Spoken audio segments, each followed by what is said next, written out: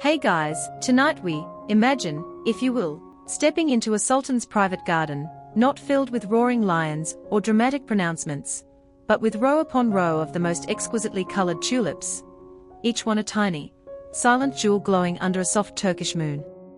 It's a scene of quiet splendor, a world away from the usual hustle and bustle, a place where beauty was cultivated with an almost reverent passion. Tonight, we are diving into the Ottoman Empire's deep, deep love affair with tulips. It's a tale of floral fancy so intense, you'll be glad your gardening ambitions probably peak at not killing that basil plant. Honestly, if you were an Ottoman courtier who accidentally stepped on a prize bulb, you probably wouldn't survive this metaphorical social death. Or maybe literal, depending on the Sultan's mood that day. Probably best not to test it, even in your imagination. So, before you get comfortable, take a moment to like the video and subscribe, but only if you genuinely enjoy what I do here. And hey, while you're at it, drift down to the comments and let me know where you're tuning in from and what time it is in your corner of the world. It's always fascinating to see how far these sleepy stories travel. Now, dim the lights, maybe turn on a fan for that soft background hum, and let's ease into tonight's journey together. You find yourself settling in, the day's thoughts beginning to soften around the edges, much like the petals of a flower unfurling in the cool twilight. Tonight, our quiet path leads us not through grand battles or political upheavals, but into the heart of a rather gentle, almost dreamlike obsession that once captivated an entire empire. Our story begins long before any sultan ever gazed upon a cultivated bloom, in a time when the tulip was just a wild, resilient spirit painting fleeting colors across formidable landscapes. Picture, if you can, the vast, windswept steppes of Central Asia. You're standing in the foothills of the Tian Shan Mountains, or perhaps the Pamir Knot, places where the very air feels ancient and carries the chill of high altitudes. The wind, a constant companion, whispers tales of endurance across the hardy grasses and a landscape that, for much of the year, presents a palette of browns, greys, and muted greens. It's a challenging environment, a testament to nature's tenacity, where life clings on with a quiet determination. And then, as if by a sudden, joyful secret, spring arrives. It's not the gentle, lingering spring you might know, but a fierce, brief explosion of life. Amidst the rocky outcrops and the sparse vegetation, small, vibrant jewels of color suddenly appear, the wild tulips. These aren't the grand, flamboyant tulips of later imperial gardens or modern catalogues. Imagine them smaller, more delicate, yet somehow possessing an even fiercer beauty for their surroundings. Their petals might be a brilliant scarlet, a deep crimson, a sunny yellow, or a soft, creamy white, often with a contrasting dark blotch at their base, like a tiny, startled eye. They sway on slender stems, their forms elegant and simple, a stark, beautiful contrast to the rugged earth from which they emerge. You might see them growing in scattered clusters, catching the sunlight, their heads nodding gently in that ever-present wind. They have a certain shyness, a wild grace that cultivated varieties, for all their splendor, can never quite replicate. These are the ancestors, the original pioneers of the tulip lineage, tough little survivors holding within their bulbs the blueprint for centuries of human fascination. You can almost feel the crispness of the air, the vastness of the open sky above you, a canvas of the deepest blue.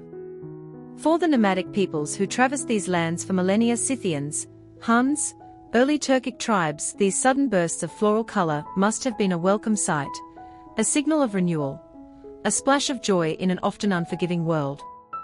It's a matter of some discussion whether these very early nomadic peoples actively cultivated tulips for beauty, or if their appreciation was more of a ooh, pretty moment amidst the daily grind of survival. Perhaps they simply admired them in passing, or maybe children gathered them, their bright colors a fleeting treasure. Some historians even posit that certain wild tulip bulbs, being starchy, might have occasionally supplemented the diets of these nomadic groups in times of scarcity. A quirky tidbit for you, while some wild tulip bulbs are technically edible if prepared correctly, it's definitely not something to experiment with from your garden variety, as many are toxic. So, Let's just imagine these ancient wanderers appreciating them for their visual zest, rather than their culinary potential. The journey of this unassuming flower from these remote highlands towards the west, towards the lands that would one day become the heart of the Ottoman Empire, is a slow, almost imperceptible drift across centuries. Imagine tiny tulip seeds, botanical adventurers, hitching a ride on a gust of wind, blissfully unaware they are heading for a future of intense imperial scrutiny, and possibly their own personal portrait artist. No pressure, little seed. Or perhaps they traveled in the dried mud caking the hooves of grazing animals, or were inadvertently carried in the saddlebags of migrating peoples or early traders. The exact routes and timelines of the tulip's earliest migrations are something historians still ponder, piecing together clues from ancient texts, botanical genetics, and archaeological findings, like assembling a very slow, very delicate puzzle of floral dispersal. As these wild tulips, or their descendants, began to spread, they found a particularly appreciative audience in ancient Persia. Long before the Ottomans, the Persians had a deep and sophisticated tradition of garden craft and a profound love for flowers. You can see evidence of this in their exquisite miniature paintings, intricate tapestries, and flowing poetry. The tulip, or lole, as it's known in Persian, began to appear in these gardens, no longer just a wild bloom, but a cherished guest.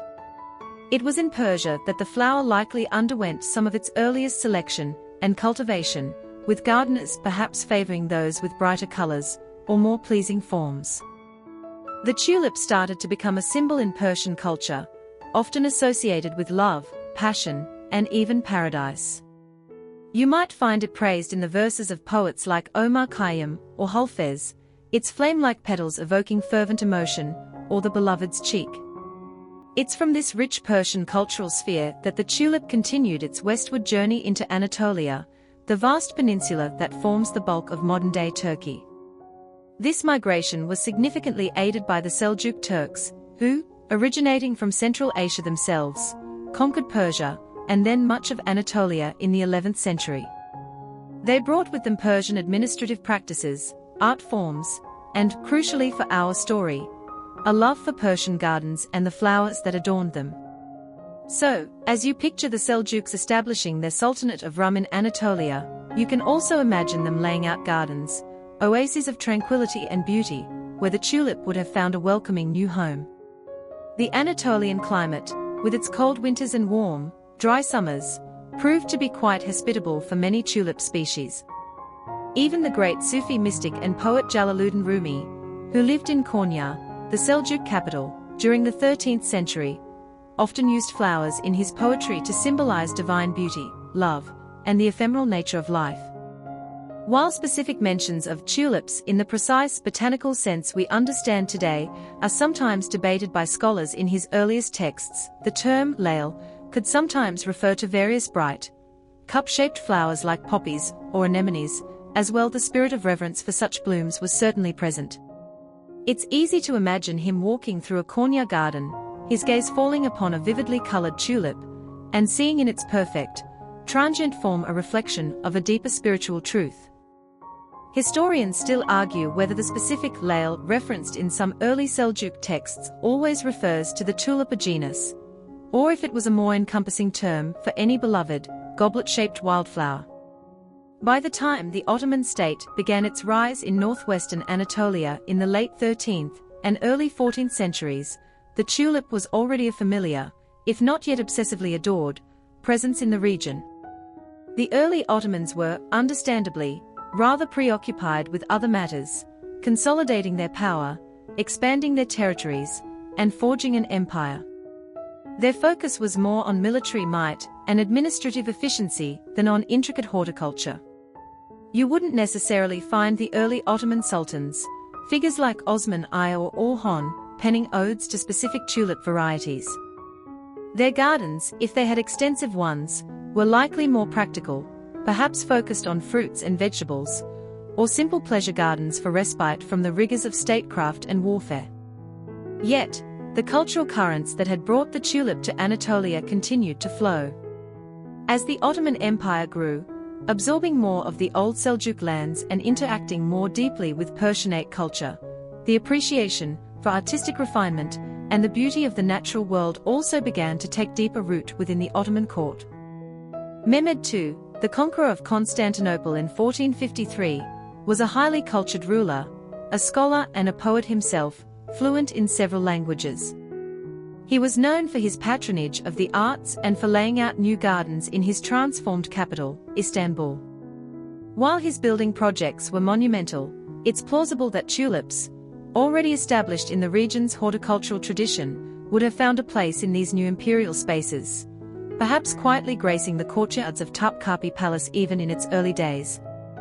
It's fascinating to think about how a simple flower, born in the rugged wilderness, undertook such a vast, silent journey.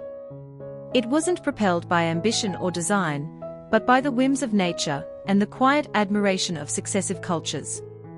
Each society that encountered it seemed to add another layer to its meaning.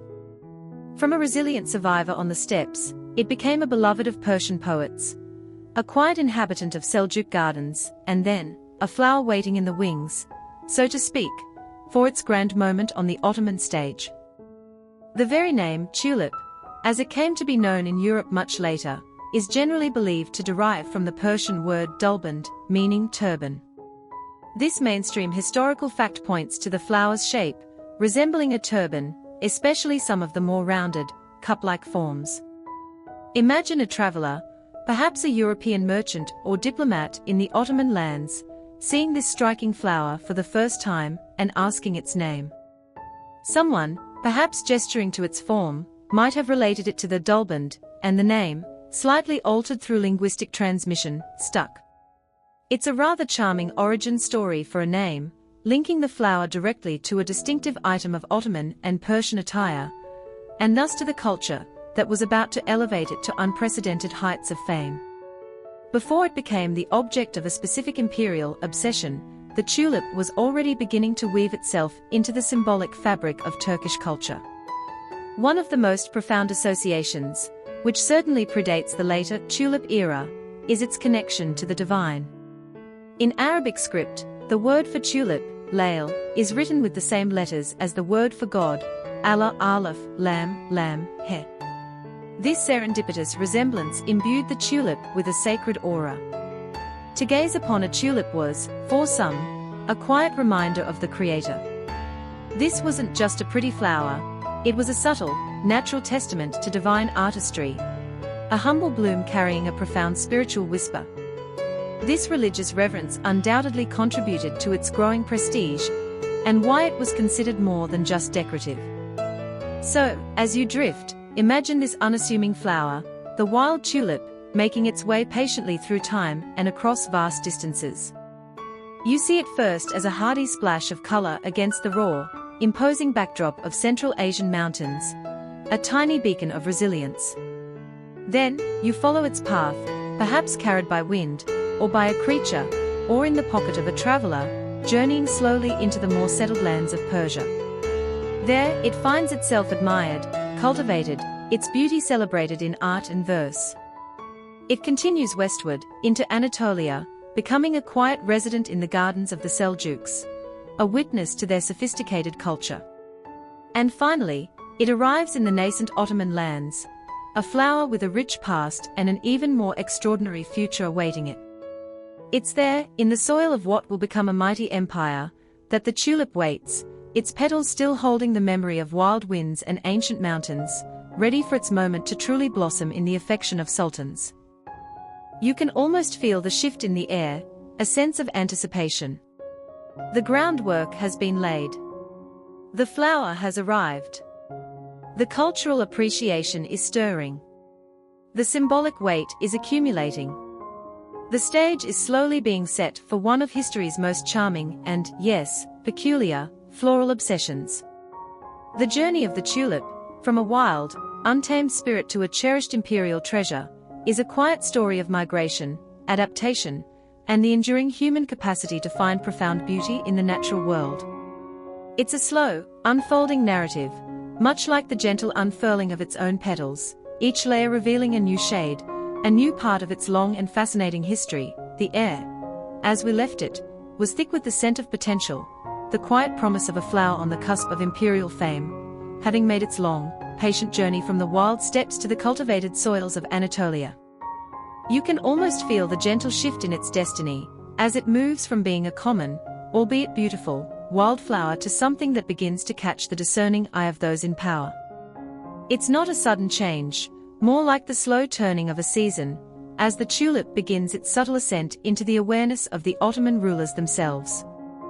Imagine yourself now in the bustling, burgeoning cities of the early Ottoman Empire, perhaps Adana, with its stately mosques and palaces, or later, the magnificent, recently transformed Constantinople, now Istanbul. The early sultans, men like Mehmed II, Bayezid II, or even the formidable Selim I, were figures of immense power and often, paradoxically, of great cultural refinement. Their days, you can be sure, were consumed with the monumental tasks of forging and administering a vast and growing empire. You picture them poring over maps, dictating decrees, meeting with viziers and generals, their minds occupied with matters of statecraft, law, and military strategy. Horticulture, one might assume, would be low on their list of priorities, perhaps seen as a gentle pastime for quieter moments, if at all. And yet, the tradition of the royal garden was deeply ingrained in the cultures the Ottomans both inherited and conquered. From the pleasure gardens of ancient Persia to the sophisticated palace grounds of the Byzantines, rulers had long understood the symbolic power of a well-ordered, beautiful green space. A magnificent garden was not merely a place for relaxation, it was a statement. It reflected the Sultan's ability to control and shape the natural world, a microcosm of his ordered and prosperous realm. It spoke of wealth, taste, and an appreciation for the divine artistry manifest in nature. So, even amidst their grander ambitions, these early Ottoman rulers would have walked through gardens, inherited old ones, and commissioned new ones. It is in these spaces, these cultivated oases amidst the stone and clamor of imperial life, that you can imagine the Sultan's first glance, not necessarily a single, dramatic moment of revelation, but a series of quiet encounters. Picture Mehmed the Conqueror, a man known as much for his intellect and appreciation of arts and culture as for his military prowess, strolling through the courtyards of the Topkapi Palace, which he began constructing. The palace itself was designed with numerous gardens and courtyards, intended for both public ceremonies and private imperial life. Amongst the roses, hyacinths, and fruit trees that would have undoubtedly graced these early palace gardens, the tulip, already a familiar sight in Anatolia thanks to the Seljuks and the pervasive Persian cultural influence, would have surely been present.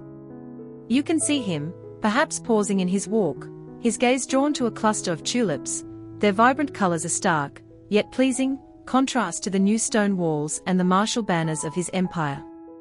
It might not have been an earth-shattering epiphany, but a quiet moment of appreciation, a flicker of recognition for this flower's simple, elegant charm. Suleiman the Magnificent, reigning from 1520 to 1566, presided over the golden age of Ottoman power, art, and culture.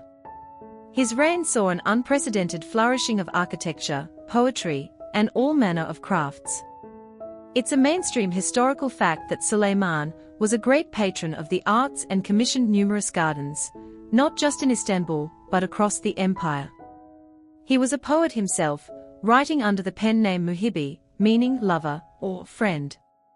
A man with such an aesthetic sensibility would hardly have overlooked the beauty of the tulip. Indeed, records show that his era saw increased interest in horticulture. While the tulip hadn't yet reached the fever pitch of obsession it would later, its presence in the imperial gardens would have become more pronounced, more deliberate. You can imagine his gardeners, the bostanks, who were, confusingly, also palace guards and imperial boatmen, a rather diverse job description, cultivating them with increasing care, perhaps already selecting for slightly more interesting colors or forms. Imagine a fearsome sultan like Suleiman, who made European monarchs tremble, fresh from planning a military campaign, or drafting a complex legal code, pausing to genuinely admire a particularly perky red tulip, its form echoing the calligraphic strokes he might have penned in his poetry. It's a rather delightful image, like a heavyweight boxer taking up delicate embroidery. Pinpointing the precise moment, or the specific early sultan who first truly championed the tulip before its famed era, is challenging. Court records from these earlier periods might praise gardens in general, but seldom itemize every single bloom with the fervor seen later. Floral preferences were often personal and less documented than, say, a new mosque's construction or a military victory. However, the subtle shift is palpable in the artistic record. You begin to see tulips appearing more frequently in decorative tiles, in the margins of illuminated manuscripts, and on textiles from the 16th century onwards. This indicates a growing appreciation, a rising status for the flower. It wasn't just a flower anymore, it was becoming the flower. One of the tulip's intrinsic appeals must have been its sheer variety of brilliant colors. In a world where dyes could be expensive and true, vibrant color was a luxury. The natural intensity of a red, yellow, or pink tulip would have been captivating. Remember that journey from the wild steppes we talked about? That inherent hardiness, adapted to the Anatolian climate, also meant it was relatively easy to grow in Istanbul's palace gardens, promising a reliable splash of beauty each spring. And then there was its elegant, cup-like form, which, as we know, reminded people of a turban and already held spiritual significance due to the calligraphic resemblance of its name, Lail, to Allah. For a sultan, who was not only a political leader, but also the caliph, the protector of Sunni Islam, this subtle religious connotation would have added another layer of appeal. It was beautiful, yes, but it also whispered of something more profound. It's a matter of gentle debate among cultural historians whether the appreciation for tulips in, say, the 15th or 16th century was driven more by this burgeoning religious symbolism, its inherent aesthetic pleasure, or simply because it was a fashionable import from the highly respected Persian culture. Most likely, it was a blend of all these factors, each reinforcing the other, slowly elevating the tulip's status in the imperial consciousness. As for a quirky, lesser-known tidbit from this early period of budding interest, while grand, named varieties were a thing of the future, there are whispers in some less formal chronicles and botanical notes of the time about certain specific characteristics that caught early attention. For instance, some early Ottoman sources apparently made distinctions between tulips based on their native regions within Anatolia, noting that tulips from Manisa or Kastamonu had slightly different qualities in color or petal shape. It wasn't the sophisticated classification system of later eras, but it hints at an early connoisseurship, an eye for detail. Imagine a head gardener presenting a sultan with a bloom, not just as a tulip, but as a particularly fine crimson tulip from the hills near Amasya, Your Majesty, suggesting a dawning awareness of provenance and subtle variation. This careful observation laid the groundwork for the later intense focus on breeding and distinct cultivars. One charming, if less widely substantiated, account also suggests that certain early, simpler tulip designs found their way onto the livery of some palace officials, or were used in very specific, now forgotten ceremonial arrangements, perhaps signifying spring or renewal, long before they became the dominant motif of an entire era. You see, the first glance wasn't just one sultan's fleeting look. It was the collective gaze of an imperial dynasty beginning to recognize something special in this flower. It was the gardeners starting to give it a bit more space, a bit more care. It was the artists beginning to incorporate its graceful lines into their designs. It was the poets finding new metaphors in its fleeting beauty. The Ottoman court, a melting pot of Byzantine, Persian, Arab, and Turkic traditions, was particularly adept at absorbing and reinterpreting cultural elements. The tulip, with its Persian pedigree and its Anatolian roots, fitted seamlessly into this rich tapestry. Think of the Topkapi Palace in its earlier iterations, perhaps under Bayezid II or Selim I. The courtyards are vast, paved with stone, echoing with the sounds of courtly life. And there, in carefully tended beds or perhaps in elegant pots, are the tulips. They are not yet the fantastical, dagger-petaled creations of the later tulip era. These are likely closer to their wilder ancestors, or the simpler cultivated forms from Persia, strong, clear colors, perhaps pointed or gently rounded petals. They bring a touch of softness, of vibrant life, to the imposing imperial architecture. You can imagine a young prince, perhaps the future Suleiman, learning his lessons in a palace pavilion overlooking such a garden, the image of these bright flowers imprinting itself on his mind, associating them with peace, beauty, and the refined pleasures of palace life. The appreciation was growing, like a bulb quietly gathering strength underground before its spring emergence. It wasn't an explosion of interest yet, but a steady, warming affection.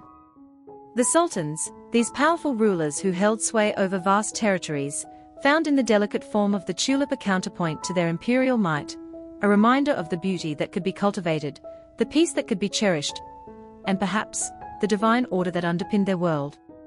This early, gentle admiration was the fertile ground from which the later, more spectacular obsession would bloom. It was a quiet courtship, a slow seduction by a flower that seemed to embody the very essence of spring and the promise of beauty.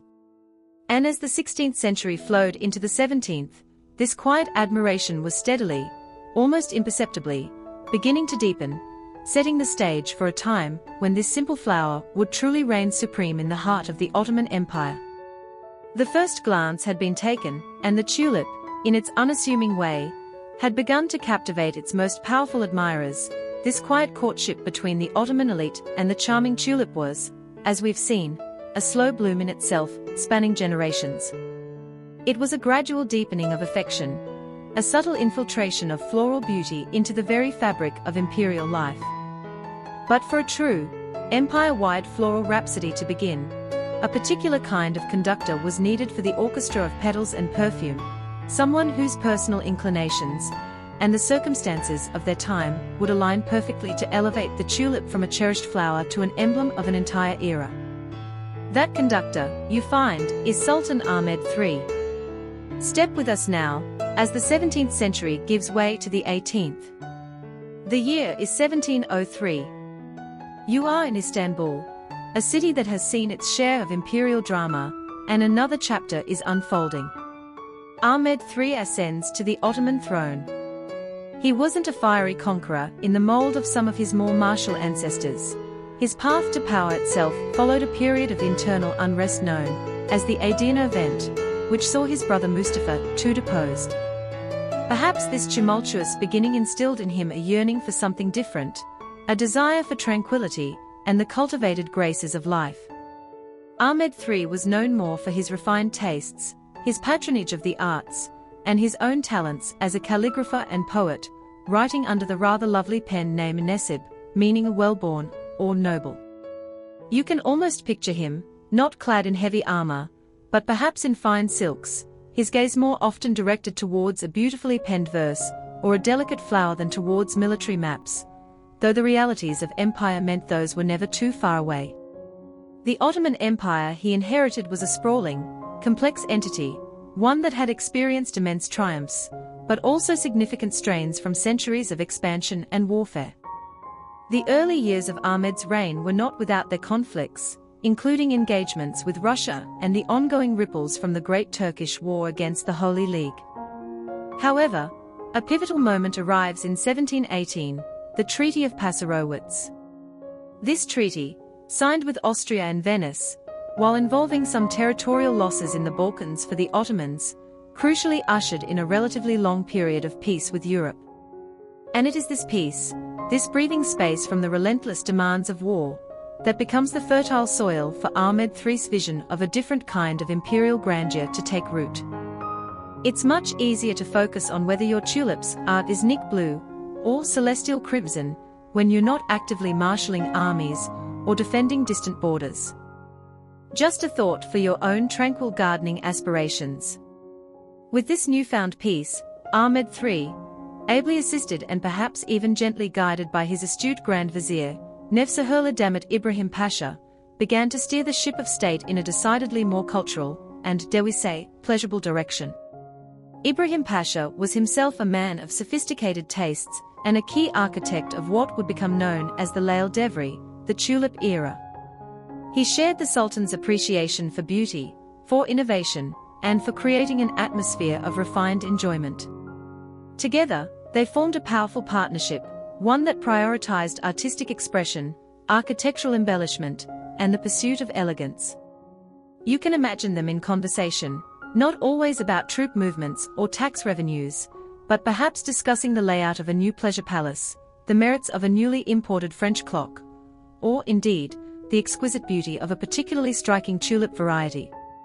Ahmed III's vision, as we are calling it, wasn't just about planting a few more flower beds. It was a broader dream of peace, prosperity, and a cultural renaissance that would project Ottoman sophistication both inwards, to its own elite, and outwards, to a watching world. He seems to have possessed a genuine love for flowers, with tulips holding a special place in his affections. But his aesthetic sensibilities extended beyond mere horticulture. This was the era when the first Ottoman language printing press, with movable Arabic type, was established by Ibrahim Mutafarrika, with the Sultan's and Grand Vizier's crucial support. Embassies were dispatched to European capitals like Paris and Vienna, not just for diplomatic wrangling, but to observe and report back on European arts, architecture, and societal customs. There was a new openness, a curiosity about the wider world, and a desire to blend Ottoman traditions with appealing foreign innovations. This desire for elegance manifested in a flurry of construction. Palaces, pavilions, libraries, and public fountains began to adorn Istanbul and its environs. And speaking of fountains, here's a rather charming, quirky tidbit about our Sultan. Ahmed III was renowned for his passion for them. He commissioned numerous elaborate and beautiful public fountains, the most famous perhaps being the stunning fountain of Ahmed III, which still stands today, in its Rococo splendor, just outside the Topkapi Palace's imperial gate. It's said he found the gentle murmur and sparkle of running water as soothing and aesthetically pleasing as the sight of a perfect tulip. You could say he was a sultan who appreciated a full sensory garden experience, a sort of early ASMR enthusiast, with his visual floral feasts accompanied by the delicate soundtrack of flowing water. This love for creating beautiful public amenities, not just private pleasure domes, hints at a broader vision of a capital city that was itself a work of art. The sincerity of Ahmed III's turn towards peace and luxury is sometimes questioned by scholars. Was it a genuine desire for cultural renaissance after so much conflict? A pragmatic move to distract a potentially restless elite and populace with bread and circuses, or rather, tulips and poetry? Or perhaps a bit of both, cleverly intertwined? It's likely a complex tapestry of motives. What is clear is that under his rule, the atmosphere in Istanbul began to transform. There was a palpable shift away from the austerity and martial focus of earlier times towards a celebration of life's finer aspects. This wasn't just about the Sultan's personal hobbies, it was about setting a new tone for the empire's elite. You can almost feel the collective sigh of relief from a court and a city weary of constant campaigns. Suddenly, it was not only acceptable, but actively encouraged to discuss poetry, to admire intricate calligraphy, to commission beautiful Iznik tiles adorned with floral motifs, and of course, to cultivate and celebrate the tulip. The flower, already respected and admired, as we've seen, was perfectly poised to become the central symbol of this new era. Its elegance, its variety, its connection to divine beauty, and its relatively recent mystique, as new varieties began to emerge, made it the ideal candidate for an object of collective fascination. Historians also debate the extent to which Ahmed III personally directed every intricate detail of the burgeoning tulip cult, or whether he largely set the refined tone, and his enthusiastic courtiers, particularly the ever-influential Ibrahim Pasha, ran with the floral theme with unparalleled gusto. He was certainly the patron, the ultimate authority whose favor gave the movement its legitimacy and resources. You might picture him nodding approvingly at new garden designs, perhaps even taking a personal interest in the naming of a particularly striking new tulip breed that caught his poetic fancy. His role was likely that of an appreciative connoisseur-in-chief, fostering an environment where such passions could not only exist, but flourish spectacularly. This dream of peace and floral beauty wasn't just an abstract ideal, it had tangible consequences. Resources that might once have been poured into military expeditions could now be diverted to building summer palaces along the Bosphorus, to lavish nighttime entertainments, and to the acquisition and cultivation of ever more exotic and expensive tulip bulbs. The focus shifted from the battlefield to the garden, from the sword to the spade, or rather, to the delicate tools of the imperial gardeners. So, as you settle deeper into this story, let the image of Sultan Ahmed III solidify in your mind. He is not the fierce warrior of Ottoman law, but a refined aesthete, a lover of beauty in its many forms. He is a ruler who, finding a moment of peace in a turbulent world, chose to fill it with art, with poetry, with the delicate sound of fountains, and above all, with the breathtaking, silent beauty of countless tulips. His vision, whether born of profound philosophical inclination or pragmatic statecraft, or a blend of both, was about to unleash a wave of floral enthusiasm so profound that it would give its name to an entire period of Ottoman history. The seeds of the Lail Devri, the tulip era, were not just in the soil of the Topkapi gardens, but in the very mind and heart of this particular sultan and his like-minded grand vizier. The stage, so carefully set over centuries, was now illuminated, awaiting its star performer, the tulip, in all its glory. And so, with Sultan Ahmed III on the throne, his vision for a more refined and peaceful existence, nurtured by the Treaty of Passarowitz and shared by his Grand Vizier Ibrahim Pasha, began to gently permeate the Ottoman capital, like the first delicate rays of dawn after a long night. You can almost feel the city of Istanbul stretching, blinking, and preparing to embrace a new rhythm, a new aesthetic. This gentle unfolding marks the dawn of what historians would later christen the Lail Devri, the tulip era. The name itself is wonderfully evocative, isn't it? It tells you almost everything you need to know about the period's most cherished symbol and its most defining passion. This era is generally marked from that crucial year of peace, 1718, and it would last, in its full, glorious bloom, until the tremors of rebellion brought it to an end in 1730. Just over a decade, a fleeting moment in the grand sweep of Ottoman history, but oh, what a fragrant and colorful moment it was. Imagine yourself an inhabitant of Istanbul during these years, perhaps a well-to-do merchant, a poet with connections at court, or even just an observant soul watching the city transform. The very air seems lighter, somehow. The clang of armor and the tramp of marching boots, while never entirely absent from an empire, are now more distant sounds. Instead, you might hear the gentle strains of music drifting from waterside mansions, the murmur of voices reciting poetry in shaded gardens, the chisel of the stonemason working on a new, elegantly curved fountain, or the laughter from pleasure boats gliding along the Golden Horn or the Bosphorus. The Lail Devri wasn't just about planting tulips, it was a whole mood, a cultural shift. Peace, of course, was its bedrock. With the empire not embroiled in major European conflicts, resources both financial and creative could be channeled inwards. And this they were, with an enthusiasm that was almost palpable. Artistry flourished. Calligraphers, like the Sultan himself, penned exquisite verses. Miniature painters, who had long depicted courtly scenes and epic tales, now found new inspiration in the delicate forms and vibrant hues of tulips, incorporating them into their detailed compositions with loving precision. You see tulips blooming on Iznik ceramic tiles, their stylized forms gracing mosque walls and palace interiors.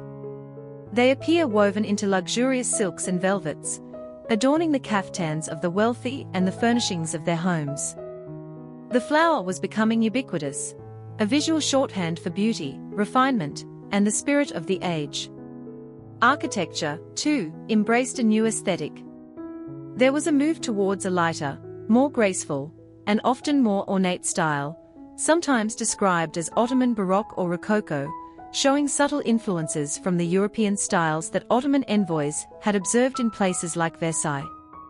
Grand new summer palaces and pleasure kiosks, like the famed Sardabad Palace, and its surrounding complex of gardens and water features, were constructed along the shores of the Golden Horn and the Bosphorus.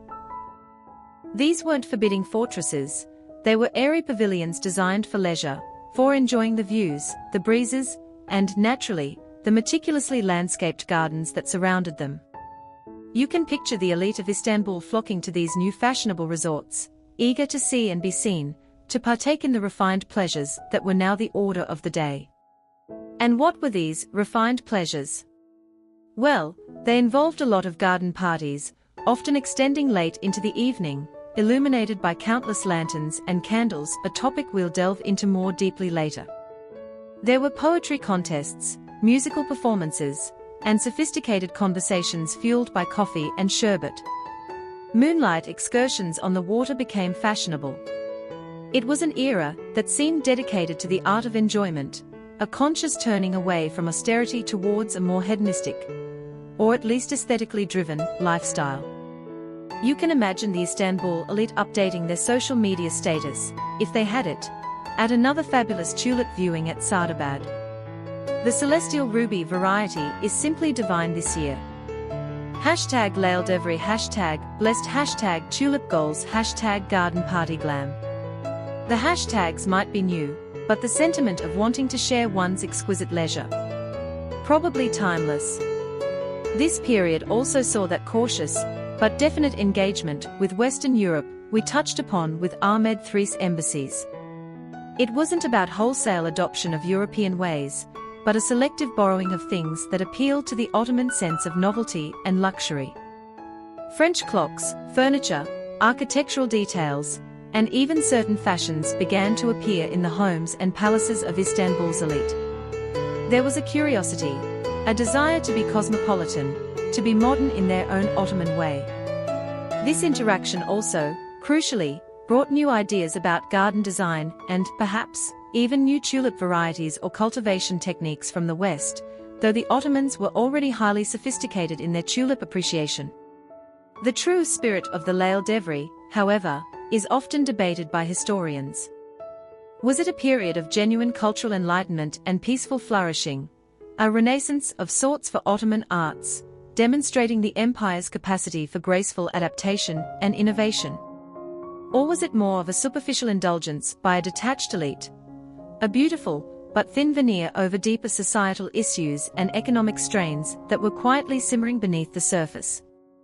Perhaps, like most historical periods, it was a complex mixture of both.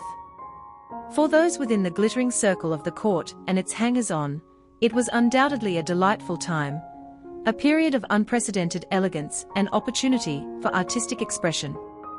The tulip, of course, was at the very heart of this transformation. It was more than just a popular flower, it became a cultural icon, a muse for artists and poets, a potent status symbol, and the focus of an intense collective fascination. Its image was everywhere, from the grandest imperial decrees, sometimes adorned with a chura, the Sultan's calligraphic emblem, intertwined with floral motifs, down to everyday objects like coffee cups and embroidered handkerchiefs.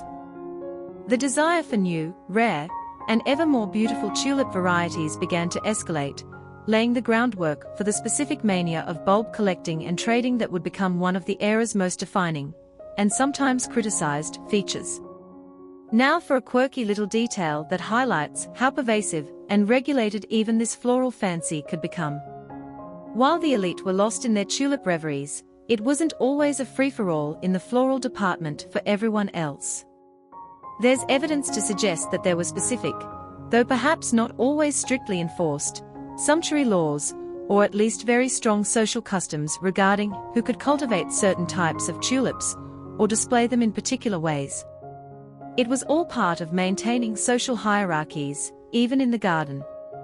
You wouldn't want a common merchant, however wealthy, accidentally sporting a prized tulip variety in his modest garden that was deemed Sultan's gaze only, or a bloom whose name implied imperial exclusivity. Imagine the scandal. A floral faux pas of epic proportions, potentially leading to more than just raised eyebrows. It shows how deeply the tulip was tied to status and imperial prestige, not just any tulip, but the right tulip, displayed in the right way. As the Laildevri unfolded, you can sense a shift in the city's pulse. The grand, somber processions of state certainly continued, but they were now interspersed with more joyful, colorful spectacles, tulip shows, garden openings, nocturnal festivities. The Bosphorus shores, once perhaps quieter or more utilitarian, were now dotted with the illuminated yals, waterside mansions, of the rich, their gardens spilling over with fragrant blooms. There was an air of conscious aestheticism, a deliberate cultivation of beauty for its own sake, or at least for the sake of pleasure and prestige. This gentle dawning was not without its critics, of course, even at the time. Some saw the extravagance, the focus on worldly pleasures, and the adoption of foreign styles as a decadent departure from traditional Ottoman values. But for Sultan Ahmed III and his Grand Vizier Ibrahim Pasha, and for the elite who embraced their vision, this was a golden age. A time to celebrate peace, art, and the exquisite, fleeting beauty of the tulip. It was as if the empire, for a brief, shining moment, had decided to set aside its more martial ambitions and dedicate itself to becoming the most beautiful, most cultured, and most delightfully floral place on earth. The tulip era had truly begun, and Istanbul was its ever-blooming, ever-enchanting stage. This Lail Devri, this dreamlike interlude of artistry and refined pleasures that had gently dawned upon Istanbul, found its most vibrant expression, its very heart, within the ancient, storied walls of the Topkapi Palace. For centuries, this sprawling complex had been the nerve center of the Ottoman Empire, a place of power, politics, and profound secrets.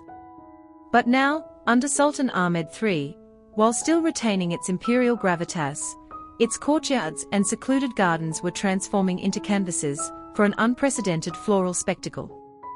You are invited to wander, in your mind's eye, through these meticulously planned imperial tulip gardens, a true feast for the senses, where every pathway, every vista, seemed designed to soothe the soul and enchant the eye. As you pass through the imposing gates of Topkapi, leaving the bustling city behind, you enter a world of ordered tranquility. The very air seems to change, hushed and perfumed. While the entire palace complex was vast, with numerous courtyards, it was particularly in areas like the fourth courtyard, the most private enclave of the Sultan, with its terraced gardens and exquisite pavilions like the Baghdad Kiosk and the Yerevan Kiosk, though built by earlier sultans, they became prime viewing spots, that the tulip displays would have reached their zenith. These were not just gardens, they were meticulously curated experiences.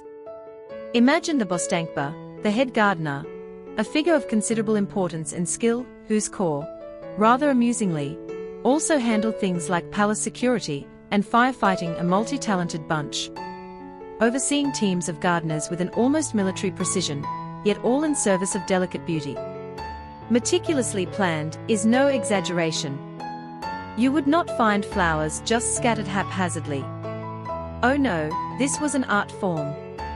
Picture long, raised beds, perhaps edged with cool marble or fine tiles, arranged in intricate geometric patterns that drew the eye towards a graceful fountain, or an elegant kiosk.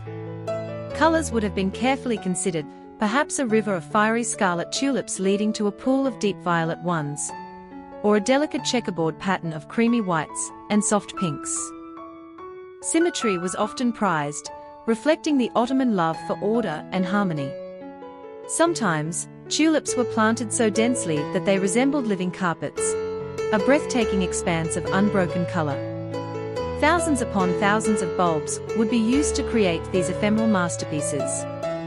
You can almost see the gardeners, months in advance, poring over designs, selecting bulbs, ensuring that each variety would bloom at the precise moment to achieve the desired effect for a royal viewing or a specific festival. And it truly was a feast for all your senses. Your eyes, of course, would be overwhelmed by the sheer visual splendor. Not just the massed ranks of color, but the individual beauty of each bloom. The Lail Devri wasn't just about quantity, it was about quality and variety.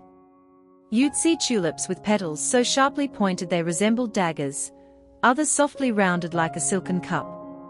Colors ranged from the purest whites and palest yellows through every conceivable shade of pink, rose, orange, and fiery red, to the deepest purples and near blacks that were so highly prized.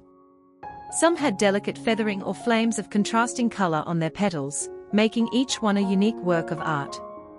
Imagine the sunlight filtering through the cypress trees, a common feature in Ottoman gardens, dappling these vibrant beds, making the colors shift and glow.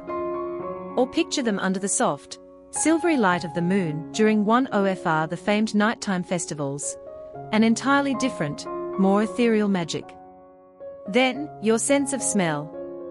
While many modern hybrid tulips have little to no scent, some of the older, heirloom varieties, and certainly the other flowers that would have accompanied them in these gardens, roses, hyacinths, carnations, stocks, and the blossoms of fruit trees like cherry and almond would have filled the air with a delicate, shifting perfume. Add to this the clean scent of damp earth after watering, the resinous aroma of those ancient cypresses, and perhaps the faint, exotic fragrance of incense wafting from a nearby pavilion. It's a complex, intoxicating blend, a perfume designed by nature and refined by human artistry. Listen closely. Beyond the whispers of the breeze rustling through leaves, you'd hear the gentle music of water. Fountains, as we know, were a passion of Ahmed III, and they were integral to these garden designs. The soft splash and gurgle of water from a marble fountain, perhaps adorned with intricate carvings, would provide a constant, soothing soundtrack. Birdsong would echo through the courtyard's Topkapi, even today, is a haven for birds.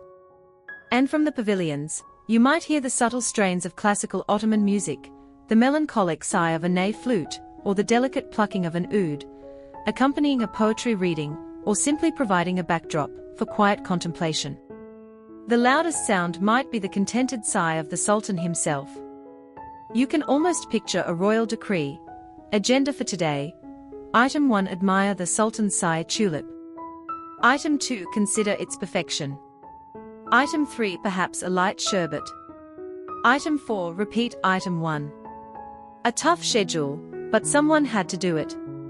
And though you are encouraged not to touch the exhibits in this mental museum, you can imagine the sensation, the cool smoothness of a polished marble pathway underfoot, the surprising delicacy of a tulip petal if you were to brush against it, the slight dewiness of the leaves in the early morning or late evening.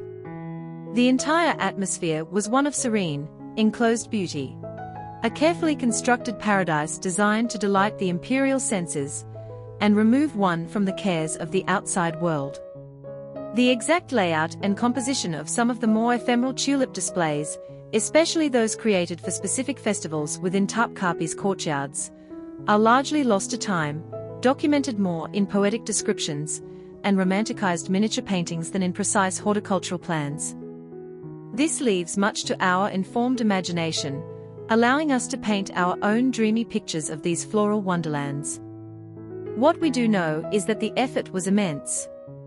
Specialist gardeners, often with knowledge passed down through generations, tended these prized blooms with unwavering dedication. Here's a quirky little detail that speaks volumes about this dedication. Among the specialized tools reportedly developed or refined for the imperial gardeners during this era, some accounts mention delicate, long-handled tweezers, perhaps made of silver or ivory. These weren't for rough weeding, but for the incredibly fine work of adjusting a slightly unruly petal, removing a tiny aphid, or flicking away a minuscule speck of dust from a prized bloom just moments before the Sultan or his guests were due to arrive for a viewing. Imagine a burly Bostank guard, who 1 hour might be practicing martial drills or standing sentry, the next hour hunched over a flower bed with these tiny, almost comically delicate tweezers, his brow furrowed in concentration to ensure floral perfection. It's a testament to how seriously this pursuit of beauty was taken, where even the smallest imperfection on a prized tulip was not to be tolerated. Whether certain highly sought-after, but notoriously difficult to grow tulip varieties, perhaps those imported at great expense from other regions or new, delicate hybrids, truly thrived in the Topkapi gardens year after year, or if they were frequently replenished from specialist growers outside the palace, is a matter of quiet discussion among botanical historians. Some bulbs were undoubtedly coddled like crown jewels. They might have been grown in special earthenware pots, allowing them to be moved to optimal positions for sun or shade, or brought indoors to protect them from any unexpected harsh weather. You can picture Sultan Ahmed III himself, or members of his court, strolling these pathways. They would recline in the ornate kiosks, sipping coffee or tea, composing poetry inspired by the floral vistas before them, or simply engaging in refined conversation.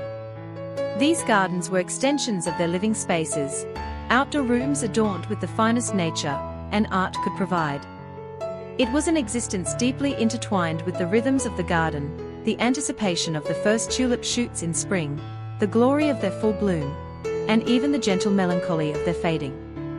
For in the L'Isle d'Evry, the palace garden was not just a backdrop, it was the main stage for a life devoted to the appreciation of ephemeral beauty. As you wander these dreamlike Topkapi gardens, your senses filled with the colors and imagined scents, your attention is inevitably drawn from the breathtaking sweep of the landscapes, the meticulously planned parterres and fountains, to the individual stars of the show, the tulips themselves. For it wasn't just any tulip that fueled the L'Isle d'Evry's passionate heart, it was the fervent, almost reverent pursuit of the unique, the rare, the exquisitely perfect, the coveted bulb. This was where the true obsession lay, in the potential held within that small, unassuming tunic-clad sphere, a promise of unparalleled beauty. So, what transformed an ordinary tulip bulb into an object of such intense desire? It was a confluence of specific, highly sought-after characteristics. Color, naturally, was paramount. While a field of simple red or yellow tulips was undoubtedly cheerful, the connoisseurs of the L'Isle d'Evry craved nuance and novelty. Deep, saturated jewel tones were adored, velvety crimsons so dark they approached black, intense sapphire purples, fiery scarlets that seemed to burn with an inner light. And then there were the variegated tulips, those with intricate flames, feathers, or delicate marbling of contrasting colors on their petals. These patterns, often caused by a benign virus, though they wouldn't have understood the virology, attributing it to divine artistry or a lucky quirk of nature, were particularly prized for their unpredictability and unique beauty. A flower that looked as if a master calligrapher had delicately brushed it with streaks of cream or gold upon a crimson ground. Utterly irresistible. The quest for a true blue tulip, that elusive dream of horticulturalists for centuries, was also alive then, with any bloom approaching a violet blue hue being treasured. Then there was the matter of form. The ideal Ottoman tulip, the kind that sent poets into raptures and emptied the purses of pashas, was typically quite different from the rounded, goblet-shaped tulips often favored in Europe at the time. You must picture something more slender, more elegantly attenuated. The petals were often long, tapering to a sharp, dagger-like point, or sometimes gracefully recurved. An almond-shaped bloom, or one with needle-fine petal tips, was considered the height of sophistication. This form gave the flower an almost architectural grace, a sense of refined tension and elegance that resonated deeply with the Ottoman aesthetic. It wasn't about robust chubbiness, it was about sleek, aristocratic lines. And, of course, rarity was a key ingredient in the recipe for desirability. A newly discovered mutation, a bulb imported at great expense from a distant land, or a variety that was notoriously difficult to propagate, these were the horticultural holy grails of the era. The thrill of possessing something that few others, perhaps not even the Sultan initially, at least, could boast of was a powerful motivator. Gardeners were constantly on the lookout for breaks, spontaneous new variations in their tulip beds, hoping to discover the next sensation. You can imagine the hushed excitement when a gardener noticed a bloom unfurling with an unprecedented color combination, or a uniquely graceful form. It would be like discovering a new star in the floral firmament. A mainstream historical fact that underscores this deep appreciation is the elaborate and often poetic naming conventions for these prized tulips. They weren't just tulip #47B. Oh no. Each distinguished variety received a name, as carefully crafted as a line of verse. These names could evoke their appearance, like ruby droplet, pearl of the dawn, or arrow of love. Some hinted at their perceived value or divine origin, such as light of the creator, throne of bliss, or matchless pearl. Others were more abstractly poetic, like jealousy's torment, perhaps a particularly vivid, fiery bloom, or sigh of the beloved. These names added to their allure, transforming them from mere plants into characters in a grand floral drama. Owning a moonbeam on water, or a peacock's feather, wasn't just gardening, it was curating a collection of living jewels. This growing obsession with specific, named varieties began to ripple through the elite circles of Istanbul. It became a significant status symbol to possess an impressive collection of rare tulips. Courtiers would vie with one another to showcase the latest floral marvels in their gardens, or in exquisitely crafted pots displayed in their mansions. You can picture them strolling through each other's gardens, not just for polite conversation, but for a bit of gentle, or perhaps not so gentle, horticultural one-upmanship. Ah, my dear Pasha, your star of felicity is looking particularly felicitous this year. But have you seen my new arrow of desire? It quite pierces the heart, they say. The bulb itself, often small, brown, and frankly, rather dull to look at when dormant, became a potent symbol. It was like a tiny, sleeping dragon guarding a hoard of floral gold, its unassuming exterior belying the breathtaking beauty and immense prestige it could unleash. This escalating desire naturally began to have economic implications, a theme we'll explore more deeply later, but you can already sense it here. These coveted bulbs weren't just being admired, they were being acquired, exchanged as precious gifts between dignitaries, and their prices were starting a slow, steady climb. The idea that a single, unassuming tulip bulb could be worth a considerable sum of money, perhaps equivalent to a craftsman's annual wages, or even more, was beginning to take hold. It was the dawn of a kind of floral currency, where beauty had a very tangible, and increasingly expensive, price tag. Now for a quirky tidbit that adds to the mystique of these coveted bulbs. Folklore from the era, passed in hushed tones in lamplit courtyards or whispered among enthusiastic gardeners, sometimes attributed almost magical properties to certain tulip varieties. Some believed, for instance, that a particular, impossibly dark tulip, perhaps one named Knight's Velvet Tear, could only achieve its true depth of color if it bloomed under a specific phase of the moon, or if watered with dew collected before sunrise. Others might have whispered that a certain variegated tulip, with streaks like lightning, had been kissed by a storm.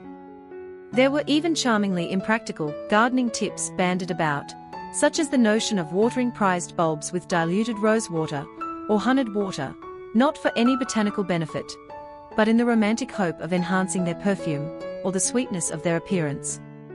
These were likely just romantic fancies, of course, but they fueled the passion and the desperate desire for these seemingly enchanted bulbs, adding layers of legend to their already considerable allure. Whether some of the more fantastically described tulips in period poetry and chronicles blooms said to possess 7 distinct colors on a single petal, or petals, as fine and translucent as a ginswing wing truly existed as stable, reproducible varieties, or were perhaps poetic exaggerations fueled by the general tulip fever and the desire to impress, is a point that still sparks gentle disagreement among botanical historians and literary scholars. It's possible some were unique, fleeting mutations, seen once and then lost, their legend far outstripping their botanical reality. The exact monetary value assigned to the very rarest tulip bulbs during the early stages of the L'Isle d'Evry, before a more formalized, though still somewhat chaotic, market developed, is also often hard to verify from contemporary sources, relying more on anecdotal accounts, letters, or later recollections, making it difficult to say with certainty if a bulb truly cost as much as a small house in those very early days. Imagine the scene. A new, incredibly rare tulip is about to bloom for the first time in a wealthy collector's garden. Word has spread. There's a palpable sense of anticipation. The owner, the head gardener, perhaps a few select, envious friends gather around the carefully tended pot. Every day they've watched the bud swell, the color begin to show. And then, one morning, it unfurls. The collective gasp of admiration. The meticulous examination of its form, its color, the precise nature of its variegation. Was it as perfect as hoped? Did it live up to its whispered reputation? The pressure on that one little bulb must have been immense. Okay, little guy, you can almost hear the internal monologue of the head gardener. The entire court is metaphorically waiting. No wilting, no off colors, just be transcendently beautiful. Or it's certainly a stern talking to for me, and back to the ordinary beds for you next year. Though, for a genuinely rare and coveted bulb, it would likely be coddled and propagated with utmost care, regardless of a slightly subpar first showing. This fervent desire for the unique bulb wasn't just about horticultural bragging rights. It reflected the deeper aesthetic currents of the L'Isle d'Evry, the celebration of refinement, the appreciation of artistry in all its forms, even natural artistry, and the pursuit of exquisite, fleeting beauty. The tulip, in its most perfect and rare manifestations, became a living embodiment of these ideals. The passion of the collectors, the immense skill and patience of the gardeners who sought to cultivate these delicate treasures, and the sheer delight of those who simply gazed upon them, all of this was woven into the fabric of the era. Each coveted bulb was a tiny focal point for a much larger cultural phenomenon, a small, earthen vessel containing the dreams and desires of an age besotted with flowers. This deep-seated passion for the coveted bulb, for the tulip in its most exquisite and rare forms, naturally sought a stage worthy of its stars. Merely admiring them in the daylight of a meticulously planned palace garden, however beautiful, was not quite enough for the fervent spirit of the L'Isle d'Evry. And what grander, more enchanting stage could there be than these same imperial gardens transformed by night into glittering, almost ethereal wonderlands of floral celebration? You are now invited to step into the shimmering magic of the nighttime tulip festivals, the famed Sran-Sen-Liklari, a spectacle that truly captured the opulent and dreamlike essence of Sultan Ahmed III's reign. Picture the sun dipping below the horizon, painting the sky over Istanbul in hues of orange and violet. As dusk settles, a different kind of illumination begins to bloom within the palace grounds of Topkapi, or perhaps at the newly fashionable Sardabad Palace complex, or even in the magnificent waterside mansions of the wealthiest pashas along the Bosphorus. These were not casual gatherings.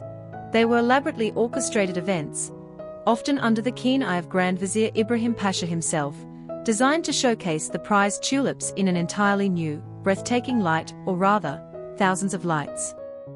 The magic began with the candles. Imagine not just a few flickering flames, but thousands upon thousands of them. Tiered stands, like glittering pyramids, would be erected, each level supporting countless candles. They would line the pathways, transforming them into rivers of light. They were nestled amongst the flower beds themselves, their soft glow illuminating the tulips from below, giving their petals a translucent, almost otherworldly quality. Special floating platforms, adorned with candles, might be set adrift on ponds, or along the shores of the Golden Horn or Bosphorus if the festival was held at a waterside location, their reflections dancing on the dark water. The sheer scale of this illumination was intended to awe and enchant. A mainstream historical fact is that these festivals, particularly the Sran-Sen-Liklari, which literally means light or illumination festivals, were renowned for their extravagant use of candles and lamps. But candles were just the beginning. Intricately crafted lanterns of all shapes and sizes would add to the glow. Some were made of colored glass, casting jewel-toned light onto the flowers and pathways. Others might be delicate paper lanterns, painted with floral motifs or poetic verses, swaying gently in the evening breeze. And then there were the mirrors. This was a stroke of genius for maximizing the spectacle.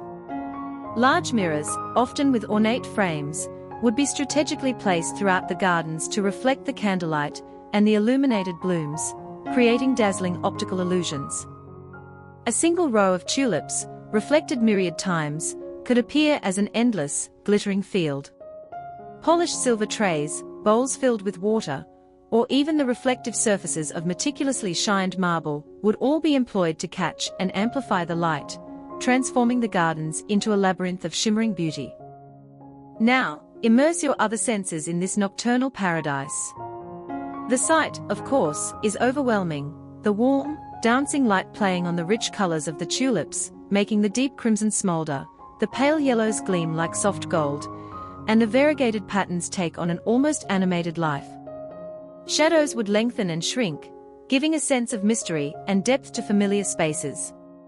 The jewels and sumptuous silk caftans worn by the elite guests would catch the light, adding their own sparkle to the scene. You'd see the reflections not just in mirrors, but in the wide eyes of those beholding the spectacle. Then, the sounds. Live ensembles, discreetly positioned, would play the refined, intricate melodies of Ottoman classical music. The soulful notes of the ney, reed flute, the resonant strings of the oud, the gentle rhythm of the deaf, frame drum, would weave through the air, creating a soundtrack for this waking dream. Poets might recite verses composed in honor of the tulips, their voices rising and falling in cadence with the music. Mingled with this would be the soft murmur of hushed conversations, the occasional ripple of polite laughter, the almost imperceptible rustle of expensive fabrics, and the gentle crackle and hiss of countless candles. And if you listened very carefully, you might hear the nocturnal sounds of the garden itself, the chirping of crickets, the distant call of an owl, or the gentle lapping of water against the shore. The air would be thick with a unique blend of fragrances. While many tulips are not strongly scented, the sheer mass of them, combined with other night-blooming flowers like jasmine or fragrant stocks that might have been planted nearby, would create a subtle floral perfume. Added to this would be the sweet, slightly smoky scent of beeswax from thousands of burning candles, the exotic perfumes worn by the guests, and perhaps the aroma of delicate refreshments, sweet sherbets, rich coffee, and trays of intricately made sweetmeats being discreetly offered. The tulips, of course, remained the stars, even amidst all this sensory splendor. It's fascinating to imagine how different varieties would have appeared under the soft, warm candlelight compared to the bright clarity of day. Perhaps the darker, velvety tulips gained an even deeper, more mysterious allure, while the paler ones seemed to glow with an inner luminescence. Gardeners would have meticulously arranged the displays, ensuring that the most prized blooms, those coveted bulbs we spoke of, were positioned to catch the light perfectly, each one a tiny masterpiece showcased in its own nocturnal theater. The presentation was everything, turning horticulture into a high art form, a performance of floral beauty. And what of other entertainments? While the tulips were the main attraction, these festivals were also important social occasions for the Ottoman elite. To add to the general air of enchantment and delightful surprise, here's a quirky tidbit for you.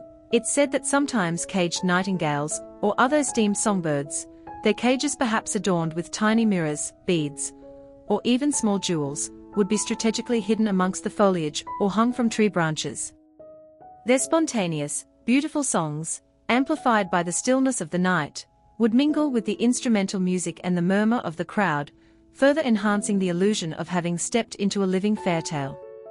Imagine trying to hold a serious political discussion when a jewel-encrusted nightingale starts an impromptu aria right next to your ear. It certainly would have kept the mood light. The exact number of candles reported in some contemporary accounts, sometimes soaring into the tens of thousands for a single festival, is likely subject to a degree of poetic license or enthusiastic exaggeration by awestruck observers. After all, counting them would have been a rather tedious task, and more candles than stars in the sky sounds much better in a poem. However, there's no doubt that the spectacle was genuinely dazzling by any measure, an extraordinary feat of temporary illumination designed to impress and delight. Similarly, whether these incredibly lavish nighttime festivals were ever truly glimpsed by the broader, less privileged public of Istanbul, perhaps from hopeful boats lingering on the Bosphorus, or if they remained entirely exclusive affairs, cloistered behind high palace walls and accessible only to the Sultan's inner circle and invited guests, is a point of ongoing discussion among historians. Evidence suggests primarily elite participation, making these festivals an even more coveted and talked about experience. It must have been the ultimate, you had to be there event of the 18th century Ottoman Empire. No Instagram stories to instantly share, no TikTok videos capturing the flickering lights, just the lingering scent of beeswax in your hair the next morning, and the undeniable bragging rights that you saw the legendary Sultan's envy tulip illuminated by 1,000 carefully placed candles. The FOMO, the fear of missing out among less connected courtiers, or those on the wrong side of a minor political tiff, must have been truly intense. These nighttime tulip festivals were more than just pretty parties. They were a powerful symbol of the Lail Devri itself, a display of the empire's wealth and the Sultan's magnificence, a testament to the era's dedication to artistry and beauty, and a poignant reminder of the ephemeral nature of it all. Just as the tulips would eventually fade, so too would the candlelight be extinguished, leaving behind only the memory of a magical night. But what memories there must have been, of gardens transformed into incandescent dreams, all in honor of a simple flower that had captured the heart of an empire. The magic of those candlelit gardens, with their fleeting, incandescent beauty, was something to be cherished in memory. A dreamlike experience whispered about in the days and weeks that followed. But the Ottoman spirit, so utterly captivated by the tulip, also sought to immortalize its elegant form, to weave its image into the very fabric of their daily lives through art.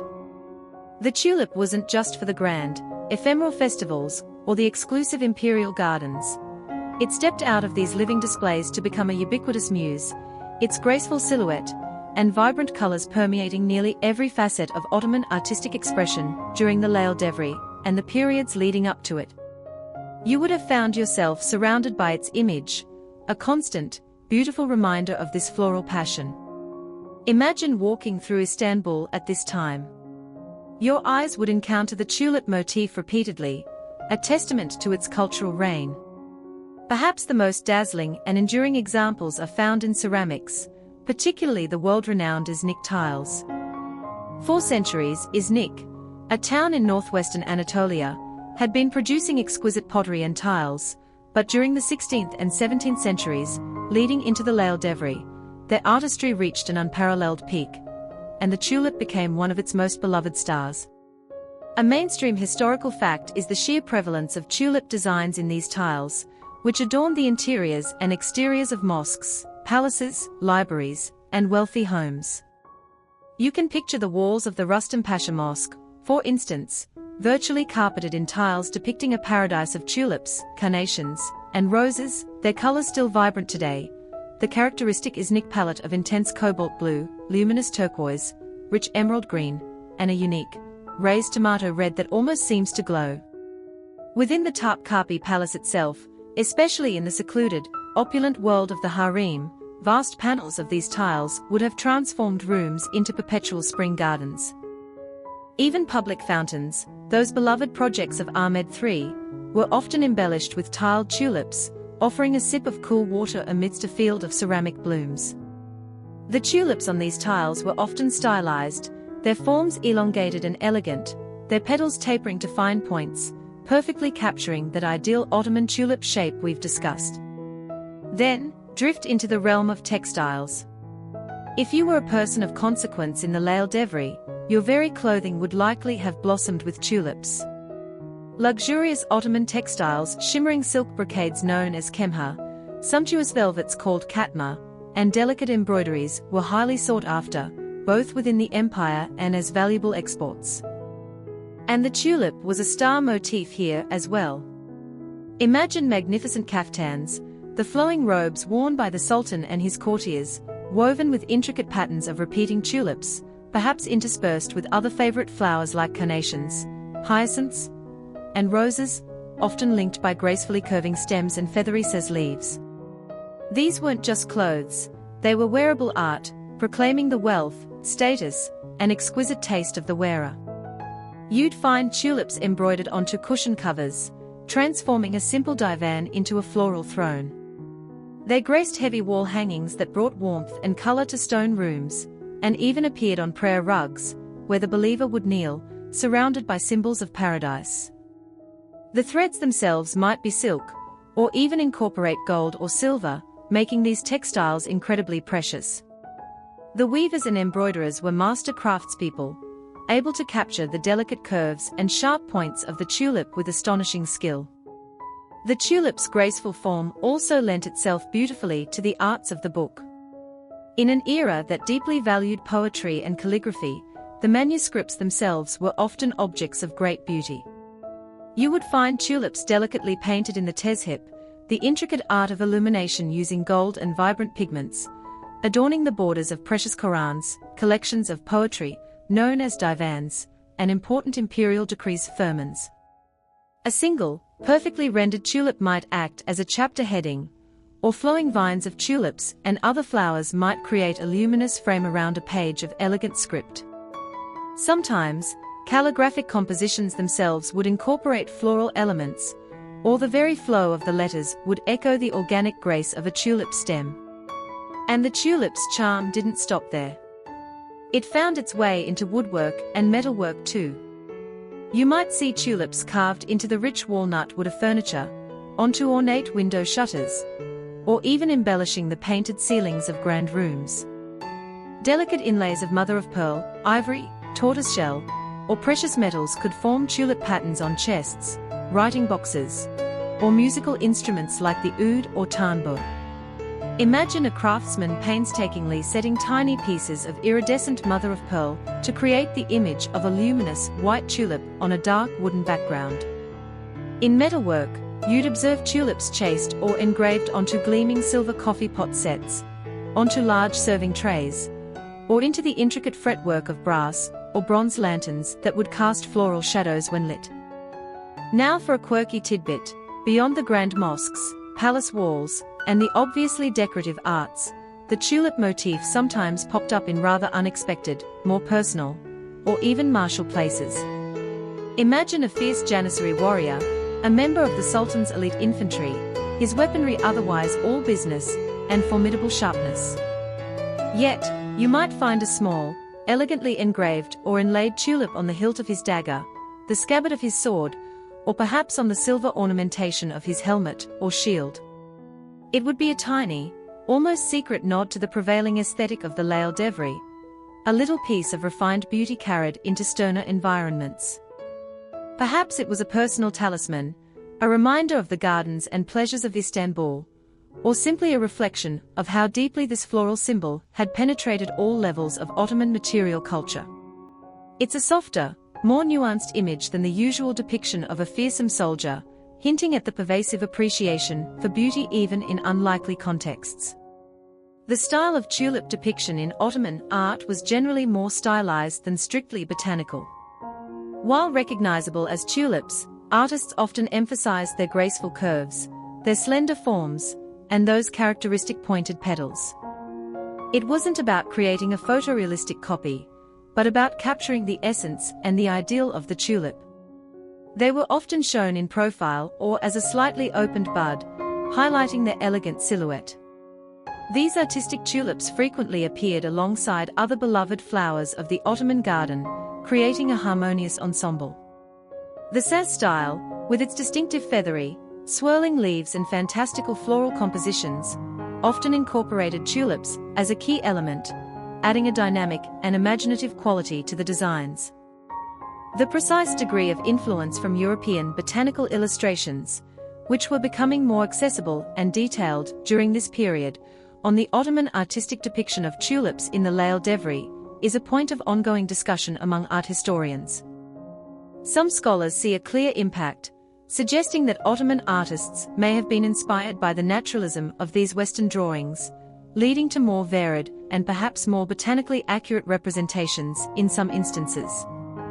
Others, however, emphasize the continuity of established Ottoman stylistic conventions, arguing that the native tradition of floral representation, with its emphasis on decorative stylization and pattern, remained dominant.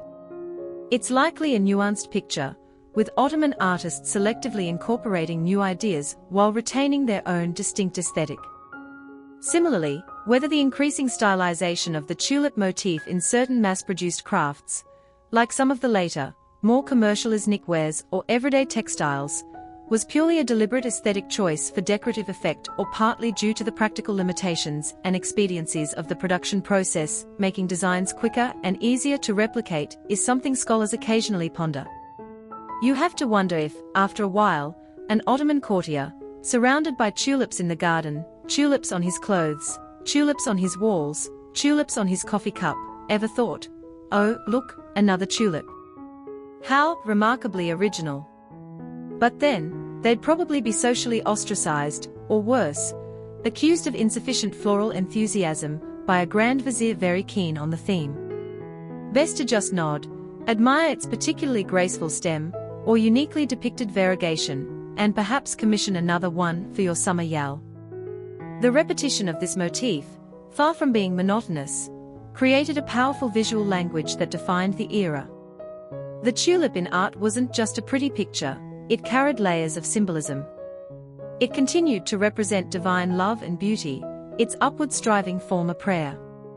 It evoked images of paradise, the ultimate garden. And in the context of the Lail Devri, it also became a symbol of imperial power, refinement, peace, and the luxurious lifestyle of the Ottoman court. To be surrounded by tulips, both real and artistically rendered, was to be immersed in the very spirit of the age. The tulip was more than a muse, it was an emblem, a signature, a floral fingerprint left on almost everything the Ottomans of this era touched and created, just as the tulip's form was immortalized in the cool permanence of tile, the shimmering luxury of textile, and the patient craft of wood and metal carving. Its essence, its very soul, was captured and celebrated in the equally enduring, though perhaps more ethereal, art of poetry. For in the Lail Devri, words bloomed just as extravagantly as the flowers themselves, with the tulip often taking center stage as a beloved symbol of love, beauty, and a uniquely poignant longing.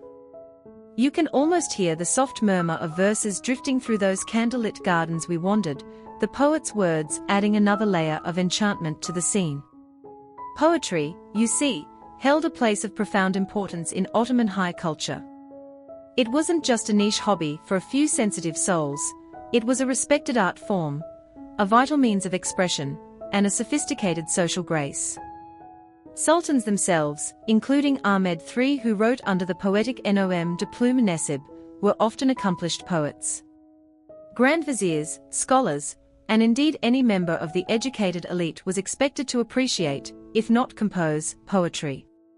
Poetry competitions were held, impromptu verses were exchanged in witty repartee, and public recitations could draw appreciative crowds. In such an environment, it's no surprise that the tulip, the era's reigning floral monarch, became a muse for countless poetic tributes. What made the tulip so irresistibly appealing to the Ottoman poet? Its visual splendor, of course, those vibrant, impossible colors, that elegant, slender form with its distinctively pointed petals. But it was more than just a pretty face. The tulip carried within it a rich tapestry of existing symbolism, which poets could draw upon and elaborate. Its association with divine beauty, its cup-like shape invoking the wine goblet of mystical intoxication, and its very name, Lail, echoing the letters of Allah, all provided fertile ground for profound poetic exploration. And then there was its ephemeral nature, like a perfect moment of joy or a passionate love affair. Its beauty was intense, but fleeting, adding a touch of melancholy and urgency to its poetic persona. In the verses of Lail Devri poets, the tulip blossomed into a constellation of metaphors. Most frequently, it was identified with the beloved. A fiery red tulip, for instance, was often likened to the beloved's blushing cheek, or to the painful, burning wound of love in the lover's heart. Its cup-shaped bloom could be the wine cup offered by the beloved, a vessel of intoxicating passion or spiritual ecstasy. The dark blotch often found at the base of a wild tulip's petals, the dar lail or tulip's brand, was a particularly potent symbol, often interpreted as the scar of sorrow, the mark of eternal longing, or the searing imprint left by the beloved's gaze. It was a beautiful wound, a cherished pain. The tulip was, naturally, an emblem of perfect beauty itself, often compared to other precious things like jewels, stars, or celestial lights. But its transience also lent it to more melancholic reflections. It could symbolize the fleeting nature of youth, of happiness, of life itself, reminding the listener or reader to seize the moment, to appreciate beauty while it lasts, the sentiment very much in tune with the pleasure-seeking ethos of the tulip era. One of the most celebrated poets of this period, indeed the one whose name is almost synonymous with the Lail Devri's literary spirit, is Nedim. Writing in the late 17th and early 18th centuries, Nedim perfectly captured the joie de vivre, the urbanity, and the romantic sensibilities of the era. His ghazals, a traditional poetic form, and arcs, songs, are filled with vivid descriptions of Istanbul's beauty, its gardens, its Bosphorus excursions, and, of course, its tulips. He doesn't just describe the flower, he gives it personality, makes it a participant in the love dramas and joyful celebrations he depicts. Through his verses, you feel the pulse of the city, the laughter of its people, and the vibrant presence of these cherished blooms. Sultan Ahmed III, Nesib also contributed to this floral chorus with his own poems, ensuring that the appreciation for tulips came from the very top. Now for a quirky, more specific literary tidbit. Beyond the well-known forms like the ghazal or qaside, ode, there were sometimes more specialized, if less common, poetic endeavors dedicated almost exclusively to flowers. Imagine a Lail name, or Book of Tulips, not necessarily a botanical treatise, but a collection of poems or beautifully written prose pieces celebrating different varieties, their legendary origins, or their symbolic meanings. Some poets were themselves avid tulip cultivators and connoisseurs, their verses infused with a gardener's intimate knowledge and passion. They wouldn't just write about a generic red tulip, they might compose an ode to a specific, named variety like Nur-i Adn, Light of Eden, or Mobabai Dilha, Beloved of Hearts, describing its unique shade, the precise curve of its petals, or the exquisite agony of waiting for its rare bulb to finally bloom true to its reputation.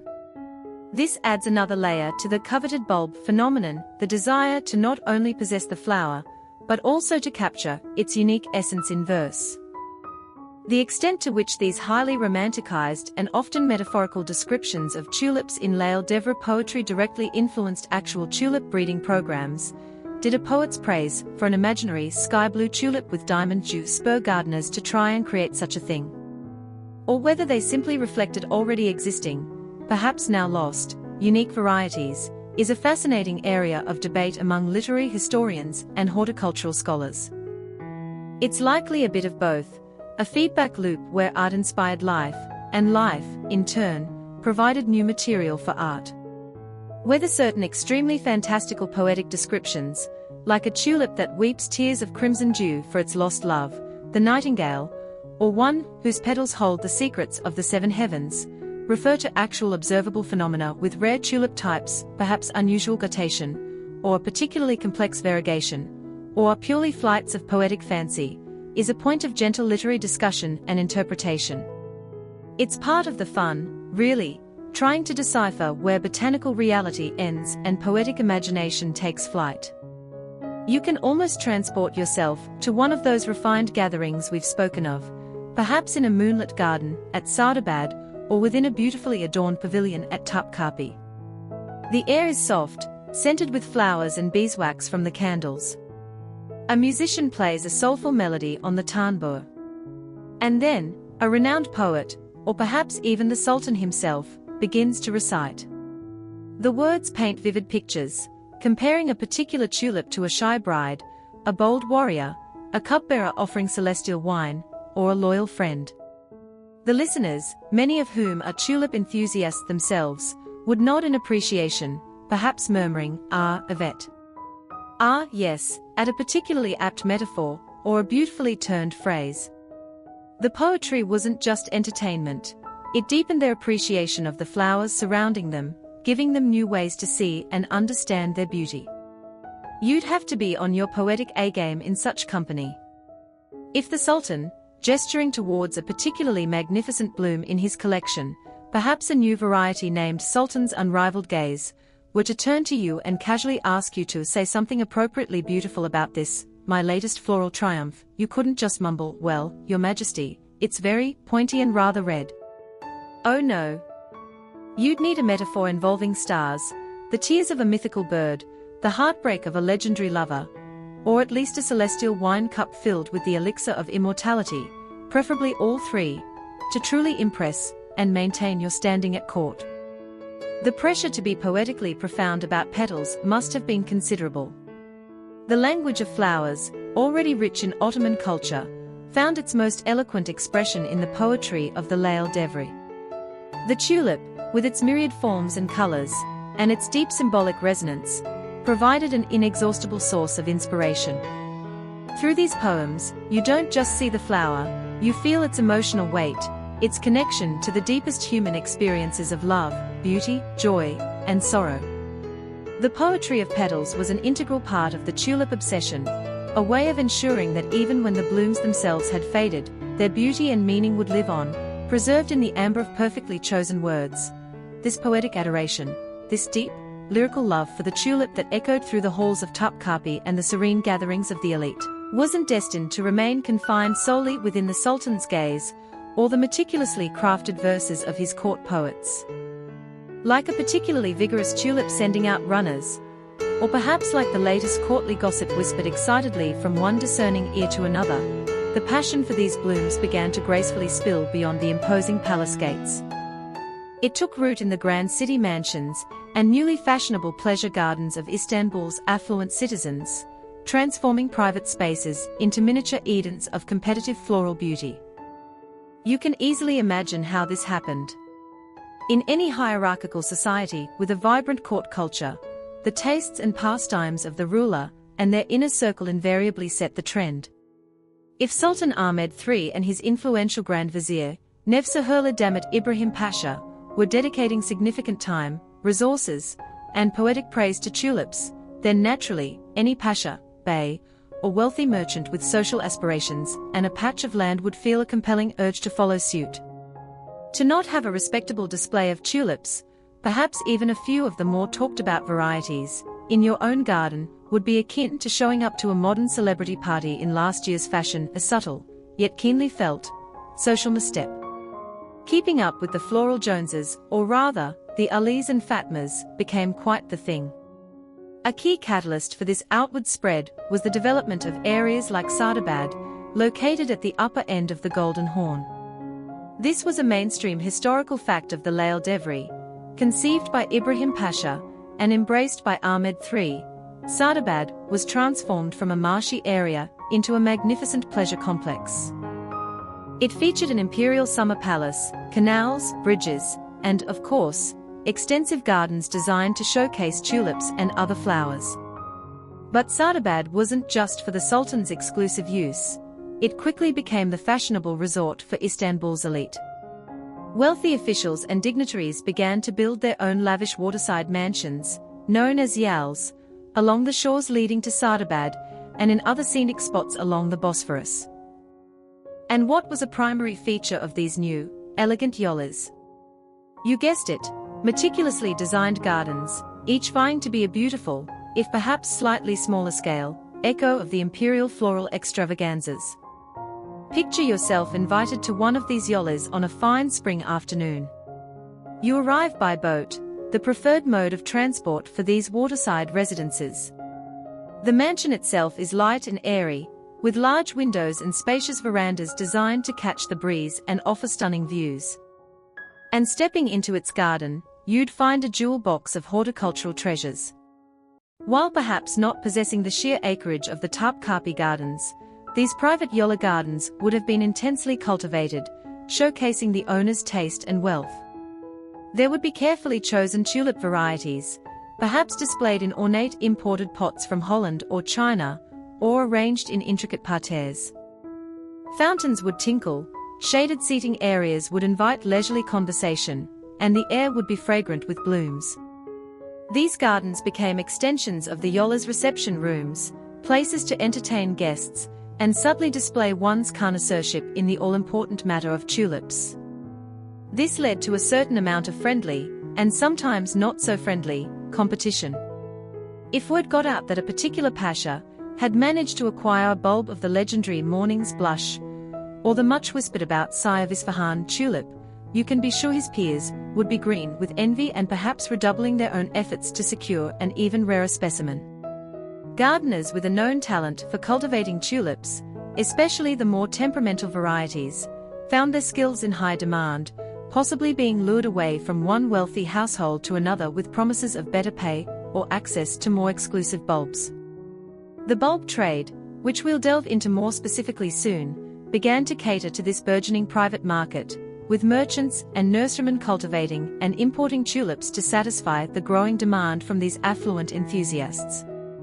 With the tulip craze spreading beyond the palace, a sort of unspoken, and sometimes even formally articulated, social etiquette developed around the viewing of these private tulip collections. Here's a quirky little detail for your amusement. One couldn't simply barge into a notable's garden unannounced, even if you heard through the grapevine that his knight's velvet tear tulip was finally in bloom and looking particularly velvety. Oh no, Such floral tourism was strictly by invitation. And when invited, guests were expected to offer appropriately poetic and effusive compliments. Simply saying "nice flowers, Ahmed Pasha" wouldn't quite cut it if you hoped to be invited back for next year's display or, more importantly, for one of his exclusive evening receptions. You'd need to wax lyrical about the celestial hue of one bloom or the heart-piercing elegance of another. There might even have been subtle, invisible lines drawn around particularly precious or delicate bulbs, the sort of admire from a safe 2-foot distance, lest your overly enthusiastic exhalations cause a petal to prematurely droop. Understanding. Breaking such unwritten rules could lead to a swift removal from the guest list for future floral festivities. Now, while the elite of Istanbul were enthusiastically transforming their private domains into tulip paradises, the question of how much this passion directly involved the common populace is a point where scholarly views sometimes diverge. The extent of actual tulip cultivation and overt mania, the kind involving expensive, rare bulbs by the ordinary shopkeeper, artisan, or soldier in Istanbul is debatable. While the tulip motif was undeniably everywhere, on ceramics, textiles, and public fountains that everyone could see, owning and cultivating the rarest, most expensive bulbs, the true objects of the coveted bulb phenomenon, was likely still very much an elite preoccupation. These were luxury goods, after all. However, this doesn't mean the average person was entirely excluded from the floral beauty of the Lail Devri. The development of public pleasure spots like parts of the Saadabad complex, or the areas around newly constructed mosques and fountains, often included more modest public plantings. While they might not have featured the Sultan's exclusive weeping ruby tulip, they would have offered cheerful displays of more common, yet still beautiful, varieties for everyone to enjoy. You can imagine families strolling on a spring holiday, admiring these public flower beds, the children perhaps pointing excitedly at the bright colors.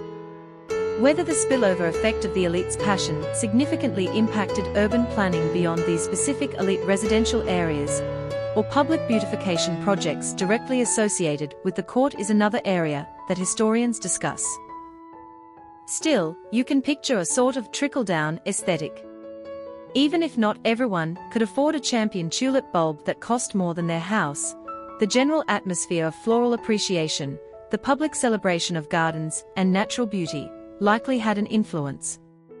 You can almost imagine the local kebab shop owner, usually more concerned with the perfect char on his lamb, suddenly feeling the societal pressure, or perhaps a genuine flicker of inspiration, to pop a few geraniums, or maybe a very, very common and cheerfully affordable red tulip in a window box.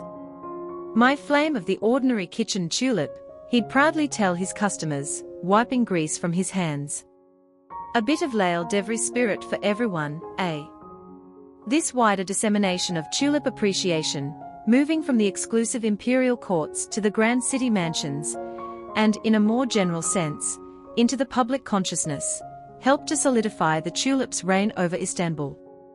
The city itself seemed to be blooming, not just in its meticulously planned gardens, but in its art, its poetry, and in the very aspirations of its people.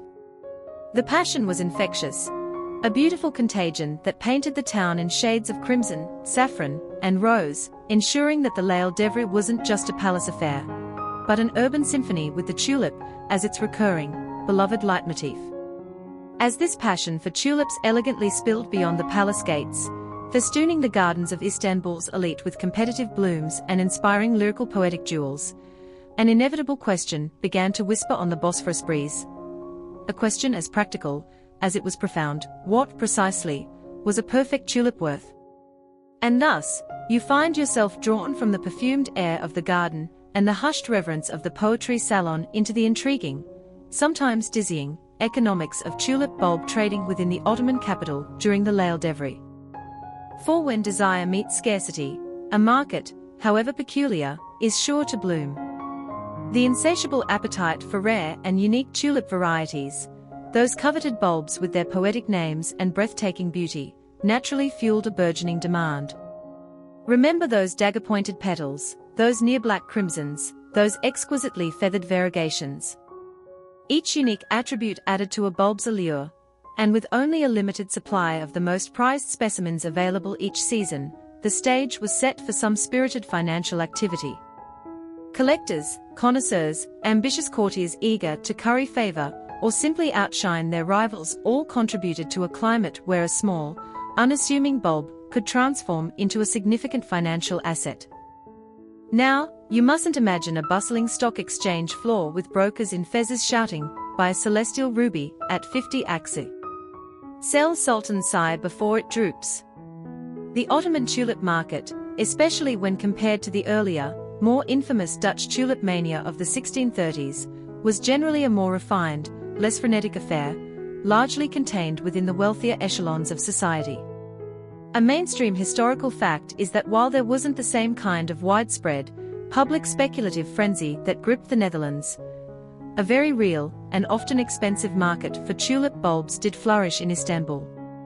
Evidence exists of handwritten bulb catalogues and price lists circulating among enthusiasts, detailing available varieties, their characteristics, and, crucially, their asking prices. These weren't for your average gardener looking to brighten a small courtyard, these were for serious collectors. Trading might have occurred in a variety of settings. Perhaps deals were struck in the sophisticated ambience of Istanbul's burgeoning coffee houses, where merchants and gentlemen gathered. Or maybe transactions took place more discreetly, in the private gardens of specialist nurserymen, or through intermediaries and agents who knew who had what and who wanted it. The imperial gardeners themselves, with their access to and knowledge of elite varieties, might have played an informal role in verifying authenticity, or even facilitating certain high-level exchanges, though this would have been handled with utmost discretion. Determining the price of a tulip bulb was an art form in itself, a delicate dance of aesthetics, rarity, and social cachet. The more unique its color and form, the newer the variety, the more poetic or prestigious its name, the higher its price would soar. If a particular tulip was known to be a favorite of the Sultan, or a high-ranking pasha, its value could multiply overnight. It was the ultimate luxury good, its worth determined not by any intrinsic utility, but by pure, unadulterated desire and the competitive spirit of connoisseurship. Imagine trying to explain this to your no-nonsense financial advisor today. "Yes, I've diversified my portfolio significantly. I've got some income-generating properties, a few shares in the East India Company, and a rather promising little bulb named Celestial Teardrop of the Third Moon that's expected to yield, well, at least 3 more bulbs of equal celestiality by next spring." He'd probably need a very strong, very sweet cup of Turkish coffee and a long, quiet lie-down after that. While concrete, standardized price lists for every transaction are scarce, this wasn't the Dow Jones Floral Index. Anecdotal evidence and surviving records suggest that the prices for the most sought-after bulbs could indeed be astronomical. A single bulb of an exceptional variety might be valued at a sum equivalent to several head of livestock, a precious jewel, a plot of land, or even enough to sustain a craftsman and his family for a year or more. This wasn't just gardening, it was investment, albeit a rather fragrant and unpredictable one. The risks were considerable.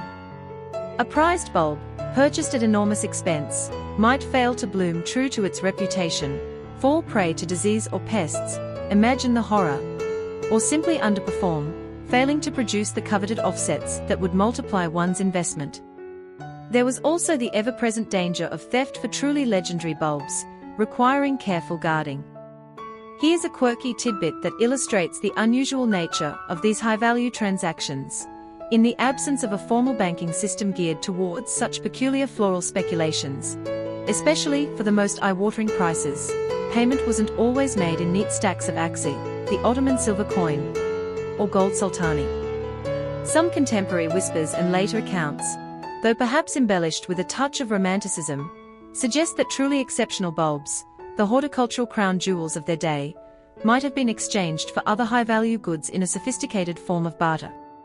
Imagine a pasha trading a prized Arabian stallion, known for its speed and lineage, for a single tulip bulb guaranteed to produce blooms of an unparalleled fiery orange. Or perhaps bolts of the finest Isfahan silk, a set of jeweled daggers, or even a share in a merchant ship venturing to distant ports, could be bartered for a handful of the rarest bulbs. It was a system of value for value, where one form of exquisite luxury was exchanged for another. There are even tales, though harder to substantiate, of elaborate IOUs or contracts being drawn up for future bulb deliveries, hinting at a rudimentary form of futures trading amongst the most dedicated tulipophiles. It's important, as mentioned, to differentiate the Ottoman tulip enthusiasm from the Dutch tulip mania.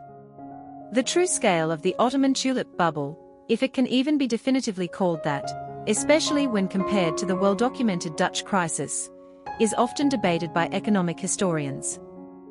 Some argue it was a more controlled, elite-driven market, characterized by conspicuous consumption and connoisseurship rather than widespread, unsustainable speculation by all classes of society. The Ottoman version didn't seem to lead to the same kind of broad economic collapse or societal ruin that the Dutch experienced when their bubble burst. It was, perhaps, more of a sustained high-end luxury market with occasional peaks of speculative fever, rather than an all-consuming national mania. Furthermore, whether formal, organized exchanges or dedicated auction houses specifically for tulip bulbs existed in Istanbul, similar to those that sprang up in the Netherlands, is unclear from current historical records. The Ottoman trade seems to have been conducted through more informal networks, relying on personal connections, trust and sometimes mistrust, and the expertise of a relatively small circle of growers, dealers, and collectors. There's little evidence to suggest that the Ottoman state made significant attempts to directly regulate the prices of tulip bulbs in the private market, though sumptuary laws dictating general luxury expenditure might have had an indirect effect.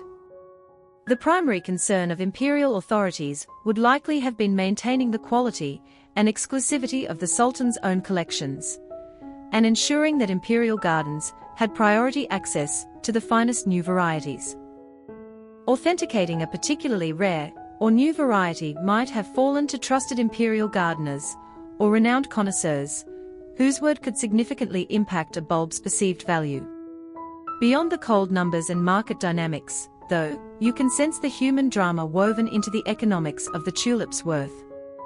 Imagine the excitement of a gardener who, after years of patient cultivation, finally sees a new, extraordinary break in his tulip beds, a flower of unparalleled beauty that could make his fortune. Picture the anxious hope of a collector who has invested a small fortune in a dormant bulb, waiting for spring to reveal if his gamble has paid off.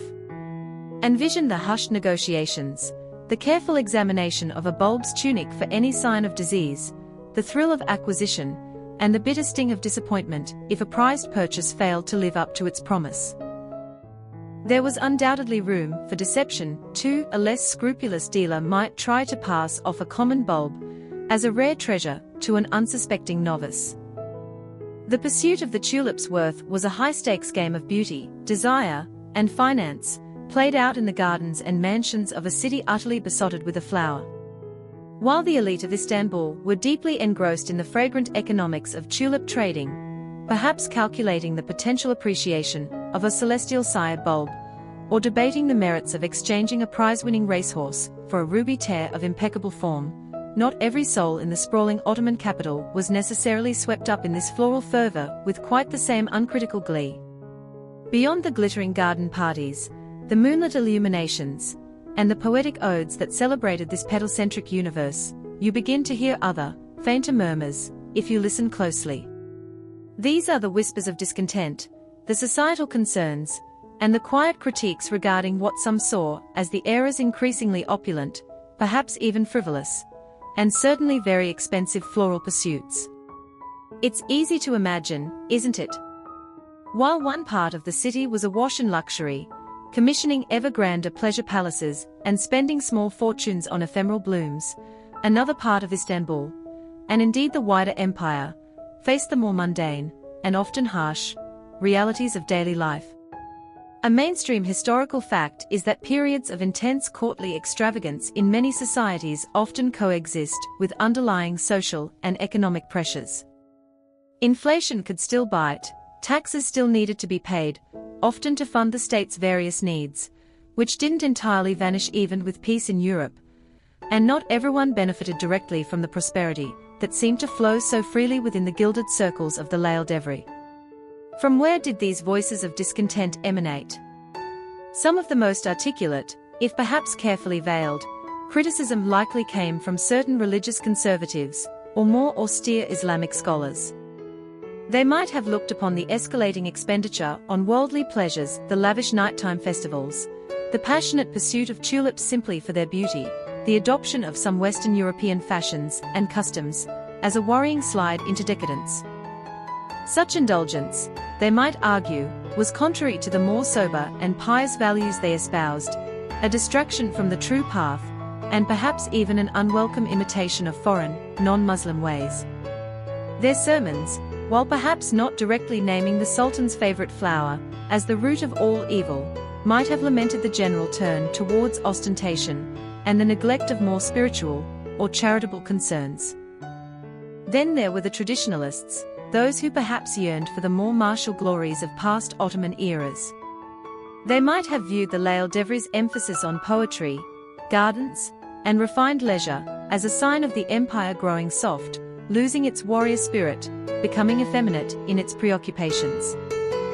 Fewer swords, more tulips, they might have grumbled under their breath, where will it all lead? The image of pashas deeply engrossed in the subtle color variations of a tulip petal rather than, say, strategic military planning, could have been disconcerting to this mindset. And, of course, there was the simple matter of economic disparity. For the artisan struggling to make ends meet, or the farmer whose crops had failed, or even the common soldier, whose pay might sometimes be delayed, the stories trickling out from the elite quarters tales of tulips costing as much as houses, of banquets where sugar was sculpted into elaborate floral fantasies, of tortoises with candles on their backs illuminating garden paths, a popular, if somewhat apocryphal, image of Lail Devri excess, must have sounded like reports from another planet. It's the classic let them eat tulips scenario, or perhaps more accurately, let them admire the fragrance of our very expensive tulips from a respectful, downwind distance while we, the elite, discuss their poetic nuances over iced sherbet and imported candied fruits. One can see how that might not sit well with everyone and might nurture a quiet resentment. These criticisms wouldn't necessarily have been shouted from the rooftops. Open defiance of the Sultan and his Grand Vizier was a perilous path. Instead, discontent often found more subtle, veiled outlets. Here's a quirky, and rather telling, tidbit. While grand odes were being composed in praise of the Sultan's delight tulip, it's highly probable that satirical verses, folk sayings, and pointed jokes were also making the rounds in the coffee houses and marketplaces, far from the delicate ears of the court. Imagine a popular saying emerging, something along the lines of, "A pasha's prize tulip drinks a poor man's yearly tear," or street storytellers and puppeteers, the beloved Karagos and Hasavat shadow puppets were masters of social satire, creating characters like Tulip Pasha, a bumbling official so obsessed with his flower beds that he neglects his duties, trips over his own prize-winning blooms, and speaks only in convoluted floral metaphors. Such humor, while seemingly light-hearted, could carry a sharp undercurrent of social commentary, allowing people to vent their frustrations in a relatively safe way. The actual level of widespread public resentment towards the Lail Devri's excesses, as opposed to localized grumbling or the critiques of specific intellectual or religious circles, is hard to gauge accurately from historical records before the eventual Patrona Halal revolt throws a much harsher light on these tensions. Whether these critical voices were isolated pockets of traditionalism or represented a broader, simmering undercurrent of societal frustration that eventually contributed to the era's demise is a point historians continue to explore. It's likely that many ordinary people were simply trying to get on with their lives, perhaps admiring the public displays of beauty when they encountered them, but largely unaffected by, and perhaps indifferent to, the high-stakes game of bulb collecting played by their social superiors. However, for those who were affected by economic hardship, or who held strong moral or traditional objections, the relentless focus on luxury could indeed breed genuine discontent. Sumptuary laws, which existed in various forms throughout Ottoman history to regulate conspicuous consumption and maintain social distinctions in dress and lifestyle, may have been either selectively enforced or conspicuously flouted by the wealthy elite during the L'Isle d'Evry, further highlighting the gap between the haves and have-nots. Or at least the have-tulips and have not so many tulips. You can feel a certain dissonance, can't you? On one hand, you have this image of serene, sun-dappled, or candle-lit, gardens, filled with exquisite flowers, and refined people composing poetry. On the other, you have the potential for growing frustration in the bustling, crowded streets beyond those garden walls. The sweet scent of thousands of tulips might not have smelled so pleasant to someone whose own kitchen was bare. The faint murmurs we are listening for are the sound of this disconnect, the rumblings of a society where not everyone was invited to the garden party. These undercurrents of dissatisfaction, while perhaps not immediately threatening to the established order, are important to acknowledge. They paint a more complete picture of the L'Isle d'Evry, reminding us that it wasn't a universally experienced golden age. The very peace that allowed such an efflorescence of art and leisure could also allow internal social and economic issues to fester if not addressed.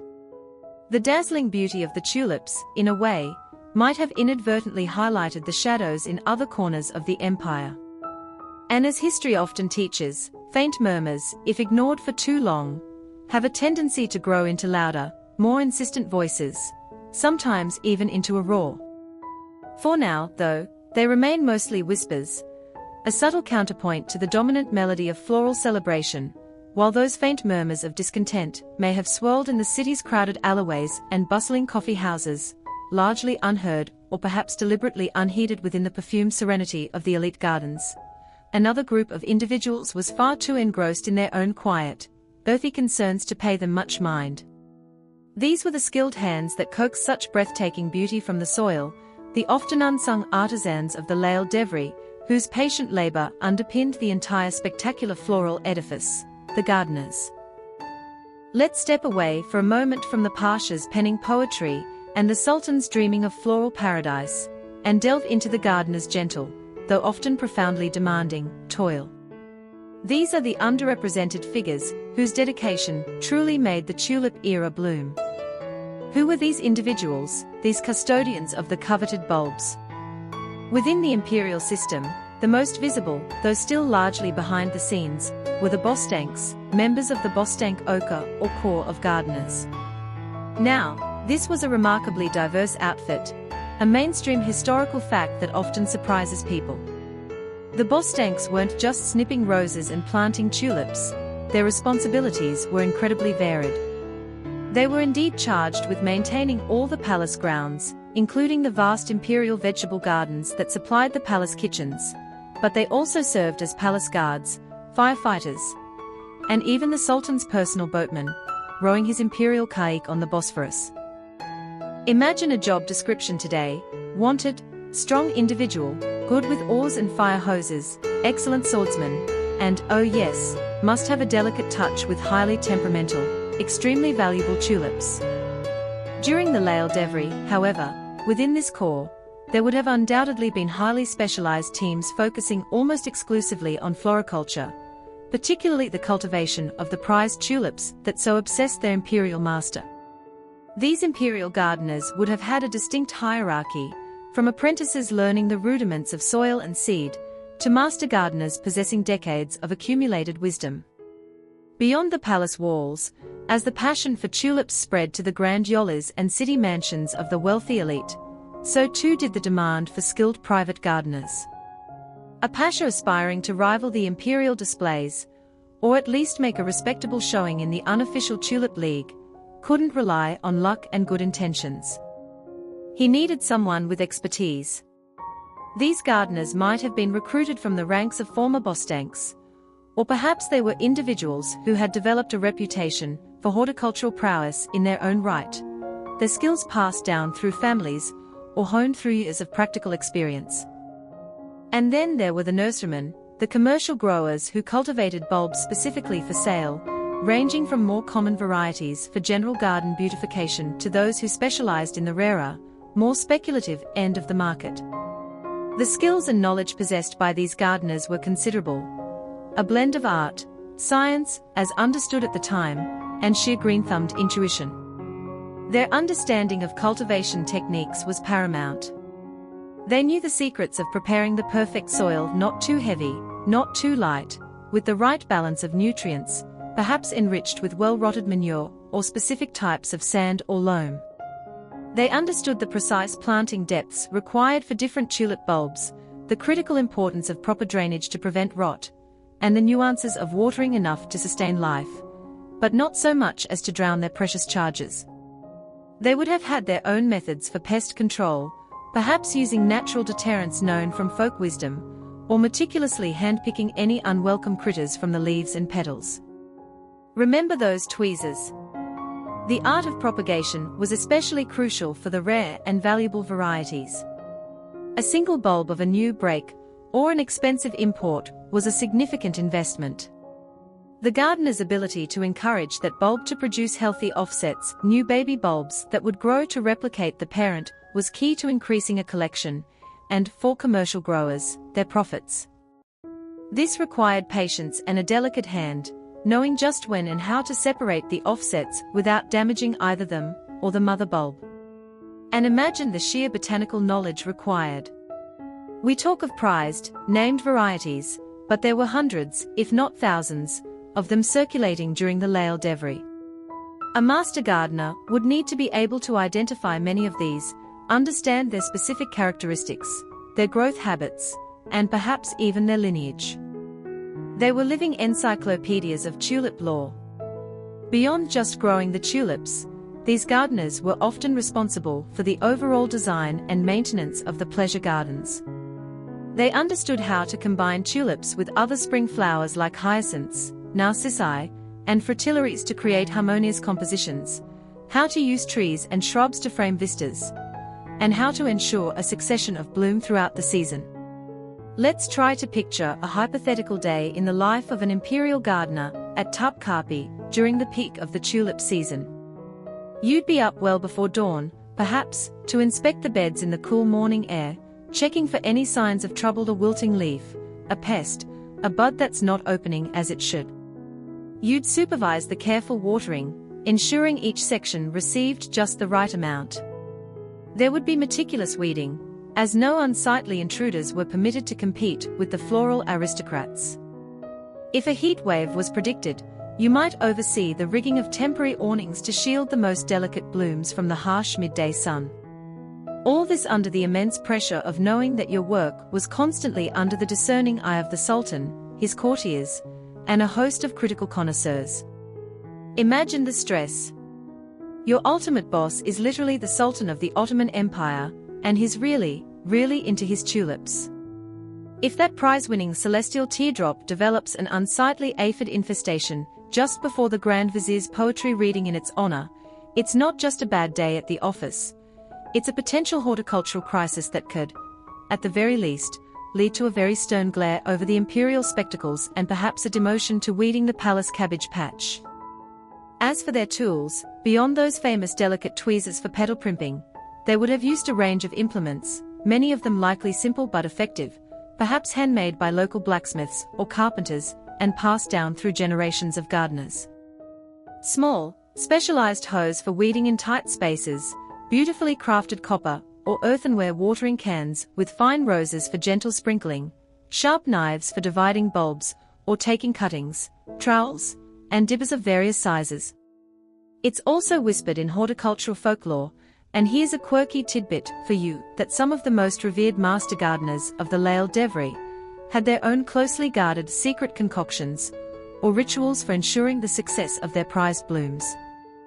This wasn't something you'd find in an official gardening manual. Perhaps it was a special compost tea, brewed with a specific blend of aged manures and carefully selected herbs, applied only at a certain phase of the moon. Or maybe there was a tradition of burying a lucky charm, a polished agate, a specific type of seashell, or even a small silver coin alongside a particularly precious bulb, intended to ward off bad luck, encourage vibrant color, or ensure prolific offsets. These practices, if they existed, would have been precious trade secrets, passed from master to apprentice with solemn oaths of secrecy, adding another layer of mystique to their craft. The exact social standing and economic rewards for these highly skilled gardeners, especially those non-imperial specialists working for private individuals, is somewhat unclear from the available records, which often focus more on the patrons than the hands that did the work. This is an area where scholarly debate continues.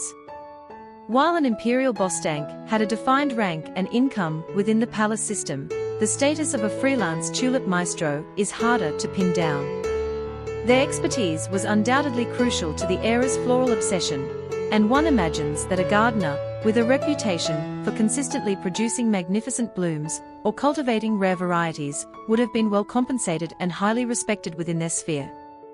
Whether gardeners from specific regions of the Ottoman Empire, perhaps areas with a long-standing tradition of horticulture like Bursa or Edirne, were particularly prized for their tulip cultivation skills is another point sometimes debated by social historians.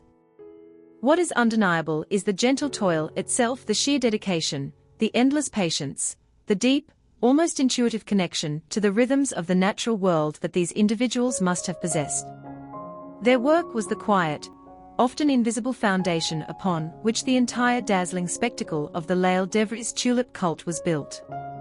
Without their skill in coaxing life from dormant bulbs, without their knowledge of soil and season, without their constant vigilance against pest and blight, there would have been no breathtaking gardens for the Sultan to dream in, no candlelit festivals to enchant the elite, no living flowers to inspire the poets, and no coveted bulbs to fuel the intriguing floral economy. Theirs was the earthy reality behind the ethereal beauty, a constant, gentle labor that transformed simple dirt into imperial delight.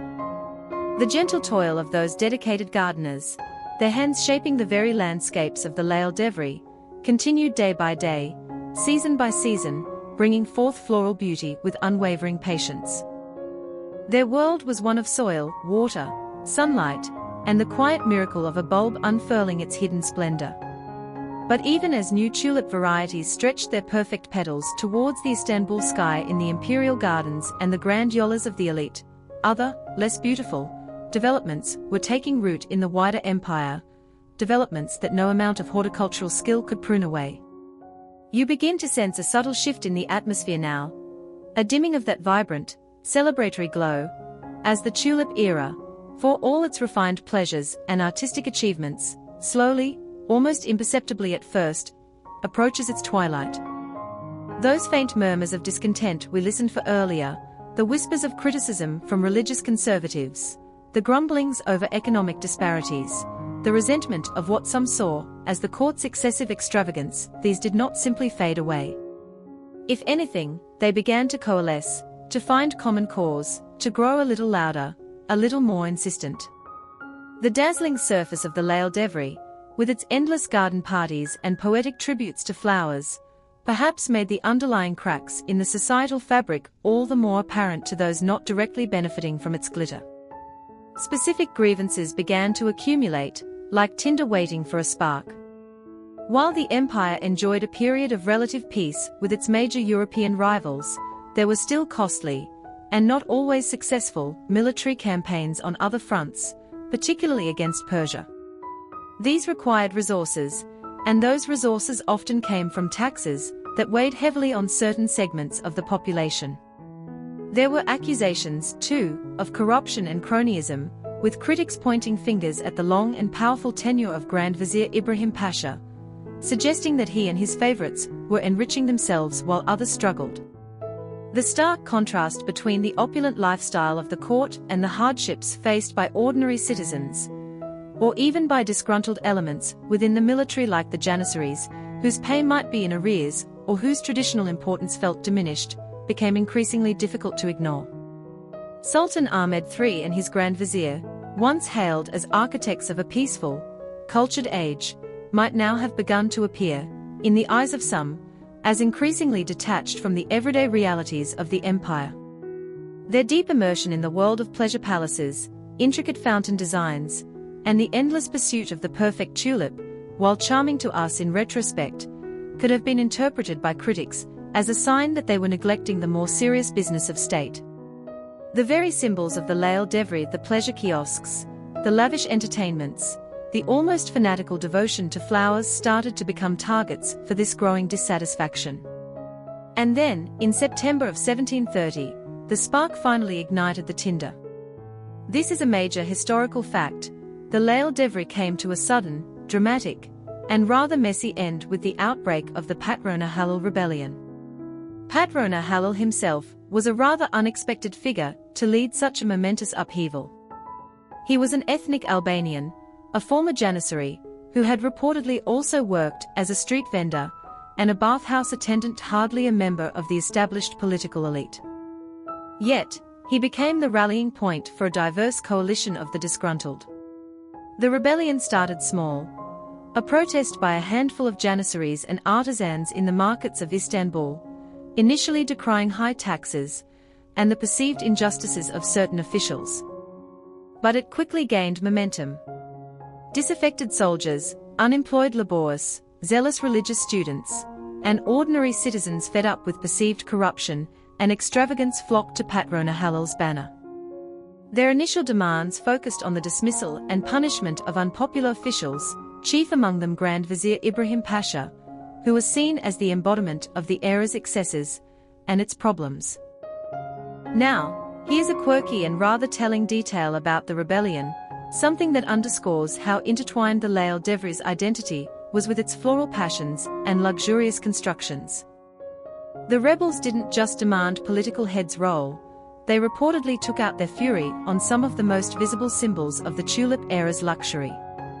Accounts from the period tell of mobs marching on and destroying pleasure kiosks, pavilions, and meticulously cultivated gardens, particularly those belonging to Ibrahim Pasha and other high-ranking, and therefore hated, officials at places like Sardabad. It wasn't just about toppling men from power. It was about smashing the very teacups from which they sipped their sherbet and trampling the flower beds that represented their opulent, and to the rebels, offensive lifestyle. Some tales even suggest that specific, prized tulip beds, the very heart of the Lael Devri's obsession, were deliberately uprooted and ruined, a powerfully symbolic act of rejection against the perceived frivolity and attachment of the ruling class. One can imagine the scene: a carefully tended light of paradise tulip, nurtured for months, now crushed under an angry boot. Faced with this rapidly escalating crisis, Sultan Ahmed III attempted to appease the rebels. He made a heartbreaking choice, sacrificing his longtime friend and Grand Vizier, Ibrahim Pasha, who was arrested and subsequently executed. Other unpopular officials were also dismissed and handed over. But these measures were not enough to quell the uprising. The momentum was too great, the grievances too deep-seated, or perhaps the rebel leaders sensed their power and pushed for more. Ultimately, the rebellion culminated in the demand for the Sultan's own abdication. In a dramatic turn of events, Ahmed III, the refined poet, the patron of arts, the Tulip Sultan, was forced to step down from the throne he had occupied for 27 years. He was succeeded by his nephew, Mahmud I. The Lael Devri, the Tulip era, was officially over. The exact weight of the tulip extravagance itself indirectly causing the Patrona Halal rebellion is, of course, often debated by historians. While the lavish spending on flowers and gardens certainly served as a potent and easily understood symbol of perceived decadence, inequality, and governmental neglect in the eyes of the disgruntled populace, it's crucial to recognize that other significant factors were also at play. Military unrest, genuine economic grievances, factional politics within the Ottoman elite, and a conservative backlash against the westernizing influences and perceived moral laxity of the era were all critical drivers of the rebellion. The tulips, in many ways, were just the prettiest, most visible scapegoat. Furthermore, whether Patrona Halal was a truly spontaneous popular leader who emerged organically from the moment, or perhaps a figurehead knowingly or unknowingly manipulated by more powerful, hidden political factions seeking to overthrow Ahmed III and Ibrahim Pasha for their own reasons, is a point that continues to be discussed and re-evaluated by scholars examining this turbulent period. You can almost feel the dreamlike peace of the Lael Devri shattering like a delicate porcelain vase. One imagines the imperial gardeners, those quiet cultivators of beauty we met earlier, frantically trying to hide their rarest, most precious tulip bulbs from the rampaging mobs, perhaps whispering, "Not the celestial joy." It cost a pasha's entire annual income and 3 prize-winning goats from Anatolia. Suddenly, being known as the Tulip Sultan, or a pasha of petals, wasn't quite the compliment it had been just a few weeks prior. The glow of countless candles illuminating nighttime floral festivals was replaced by the harsh glare of torches carried by angry rebels. The gentle poetry of petals gave way to the rough shouts of protest. The vibrant, cultivated beauty of the tulip era, an era that had seemed so dedicated to timeless elegance, proved to be as fragile and as fleeting as the bloom of its namesake flower. The fading glow had given way to an abrupt and decisive darkness. And so, the vibrant, sometimes tumultuous, L'Isle d'Evre drew to its close, its gardens perhaps trampled in the fervor of rebellion, its patrons deposed, and its overt, almost feverish, dedication to floral extravagance abruptly curtailed. The immediate, dazzling glow of those obsessive floral pursuits might have been extinguished by the harsh winds of social upheaval, but like a resilient bulb buried deep in the earth, waiting for a future spring, the tulip's profound connection with the culture of the land, and indeed its remarkable journey beyond Ottoman shores, was far from over. You find that even after such a storm, the bloom leaves a lasting, fragrant echo, one that continues to resonate even today. In the immediate aftermath of the Patrona Halal rebellion and the ascension of Sultan Mahmud I, there was, understandably, a shift towards a more sober and less ostentatious courtly life. The days of spending fortunes on ephemeral nighttime festivals illuminated by tens of thousands of candles was certainly put on hold. The public mood, and indeed the new sultan's priorities, leaned towards stability and addressing the grievances that had fueled the uprising. Yet, it would be a mistake to assume that the love for tulips, so deeply cultivated over generations, vanished entirely overnight.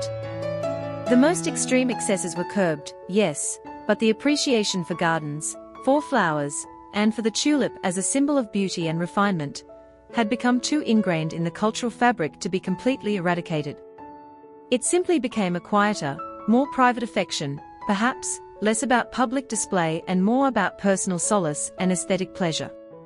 The artistic motifs, so widely disseminated during the L'Isle d'Evre, continued to appear in crafts, though perhaps with less flamboyant prominence for a time. Fast forward to modern Turkey, and you'll find that the tulip's echo is not faint at all. It's a clear and vibrant chord in the nation's cultural symphony. A mainstream historical fact is that the tulip is widely considered the national flower of Turkey, a symbol of its rich history and enduring beauty. Every spring, Istanbul bursts into a riot of color as millions of tulips are planted throughout the city in parks, along roadways, and in meticulously designed festival gardens. The annual Istanbul Tulip Festival is a major event, drawing visitors from around the world, a testament to this enduring floral legacy. It's as if the spirit of the L'Isle d'Evre is reborn each year, albeit in a more democratic and accessible form. And the artistic legacy. It's everywhere. The elegant, pointed tulip motif, so beloved by Ottoman artists, continues to inspire contemporary Turkish designers and craftspeople. You see it gracing modern ceramics, intricate textiles, jewelry, and even the branding for national tourism. It's a visual shorthand for Turkish culture, instantly recognizable and deeply cherished. Moreover, there's a dedicated effort among Turkish horticulturalists and botanical gardens to preserve and propagate heirloom Turkish tulip varieties, those historic cultivars that might have graced the gardens of Ahmed III. Here's a rather lovely quirky tidbit. In modern Istanbul's annual Tulip Festival, you might find contemporary artists creating massive, breathtaking sculptures entirely out of living tulips, or even vast carpets woven from thousands of meticulously planted blooms in Sultanahmet Square, right between Hagia Sophia and the Blue Mosque. It feels like a vibrant, public echo of those once exclusive imperial displays. There's also a quiet, dedicated, almost romantic search among some Turkish horticulturalists for lost Ottoman varieties, sometimes identified from old paintings, tile patterns, or detailed descriptions in poetry, hoping to bring a piece of that unique floral history back to vibrant, blooming life. Imagine the thrill of rediscovering a tulip thought to exist only in centuries-old art. But the tulip's journey didn't end at the borders of the Ottoman Empire. In fact, one of its most significant lasting echoes is its profound impact on the rest of the world, particularly Europe. A crucial mainstream historical fact is that it was primarily from the Ottoman Empire, during the 16th century, well before the Lail Devri, indicating a long-standing Ottoman appreciation, that tulips were seriously introduced to Western Europe. Figures like Ogier Gisela de Busbecq, who was the ambassador of the Habsburg Emperor Ferdinand I to the court of Suleiman the Magnificent in the 1550s, are famously credited with sending the first tulip bulbs and seeds back to Vienna. From there, they quickly spread to other parts of Europe, including the Low Countries. This introduction sparked an immense wave of interest. The exotic Turkish tulip, often characterized by its slender form and dramatically pointed petals, was unlike anything commonly seen in European gardens at the time. It became a subject of fascination for botanists, a status symbol for wealthy collectors, and a muse for artists of the Dutch Golden Age, whose incredibly detailed still-life paintings often featured these prized blooms.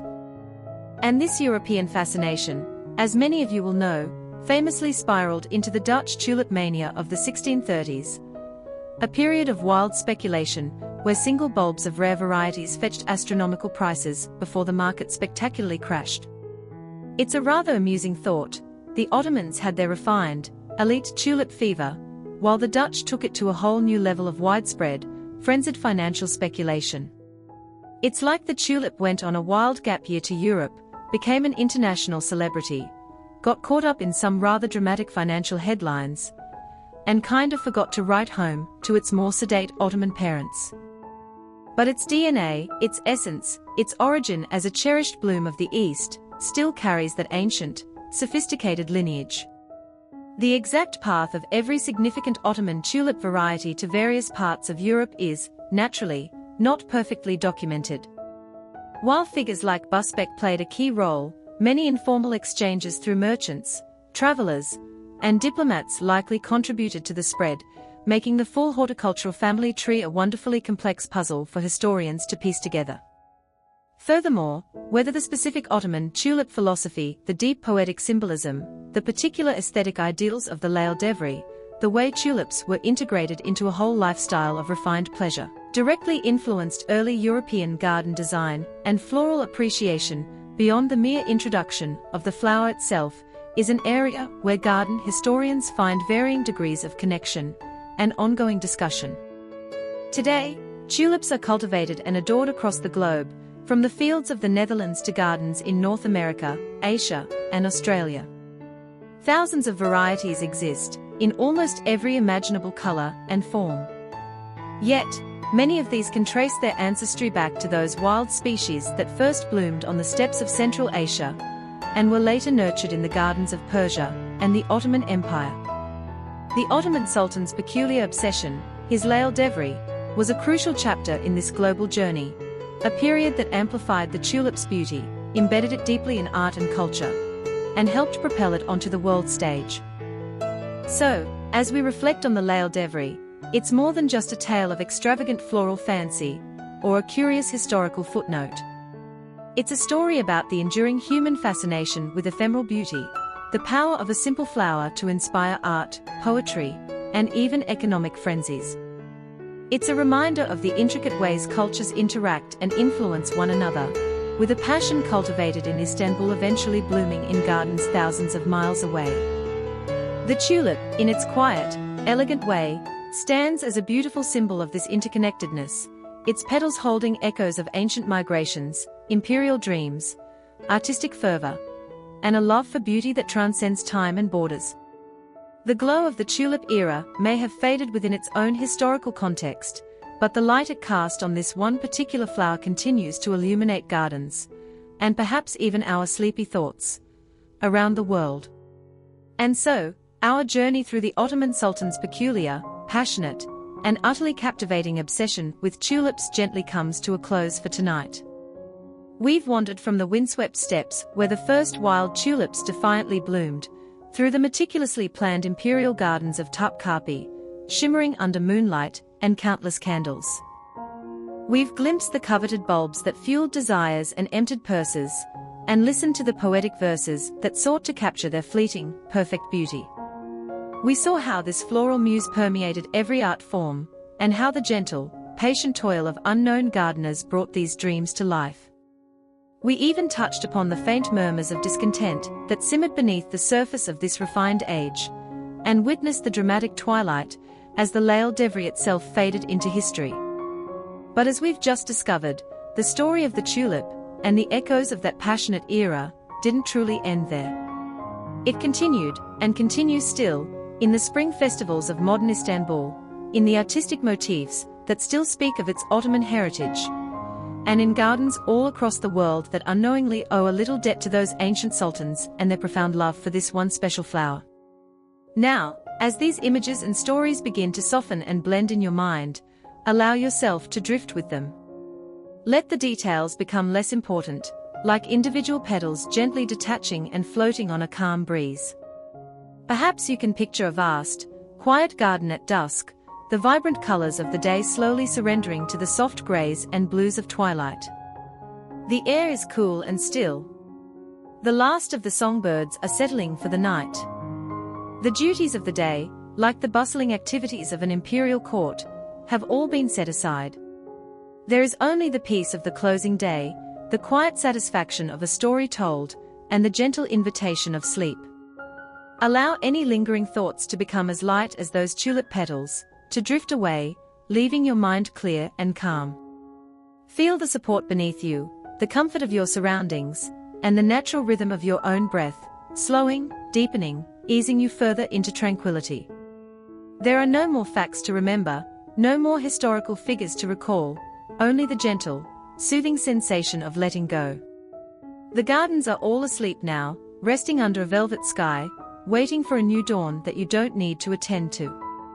Your only task now is to rest, to allow the quiet to envelop you, and to drift into peaceful, restorative dreams. May they be as beautiful and serene as a field of sleeping tulips.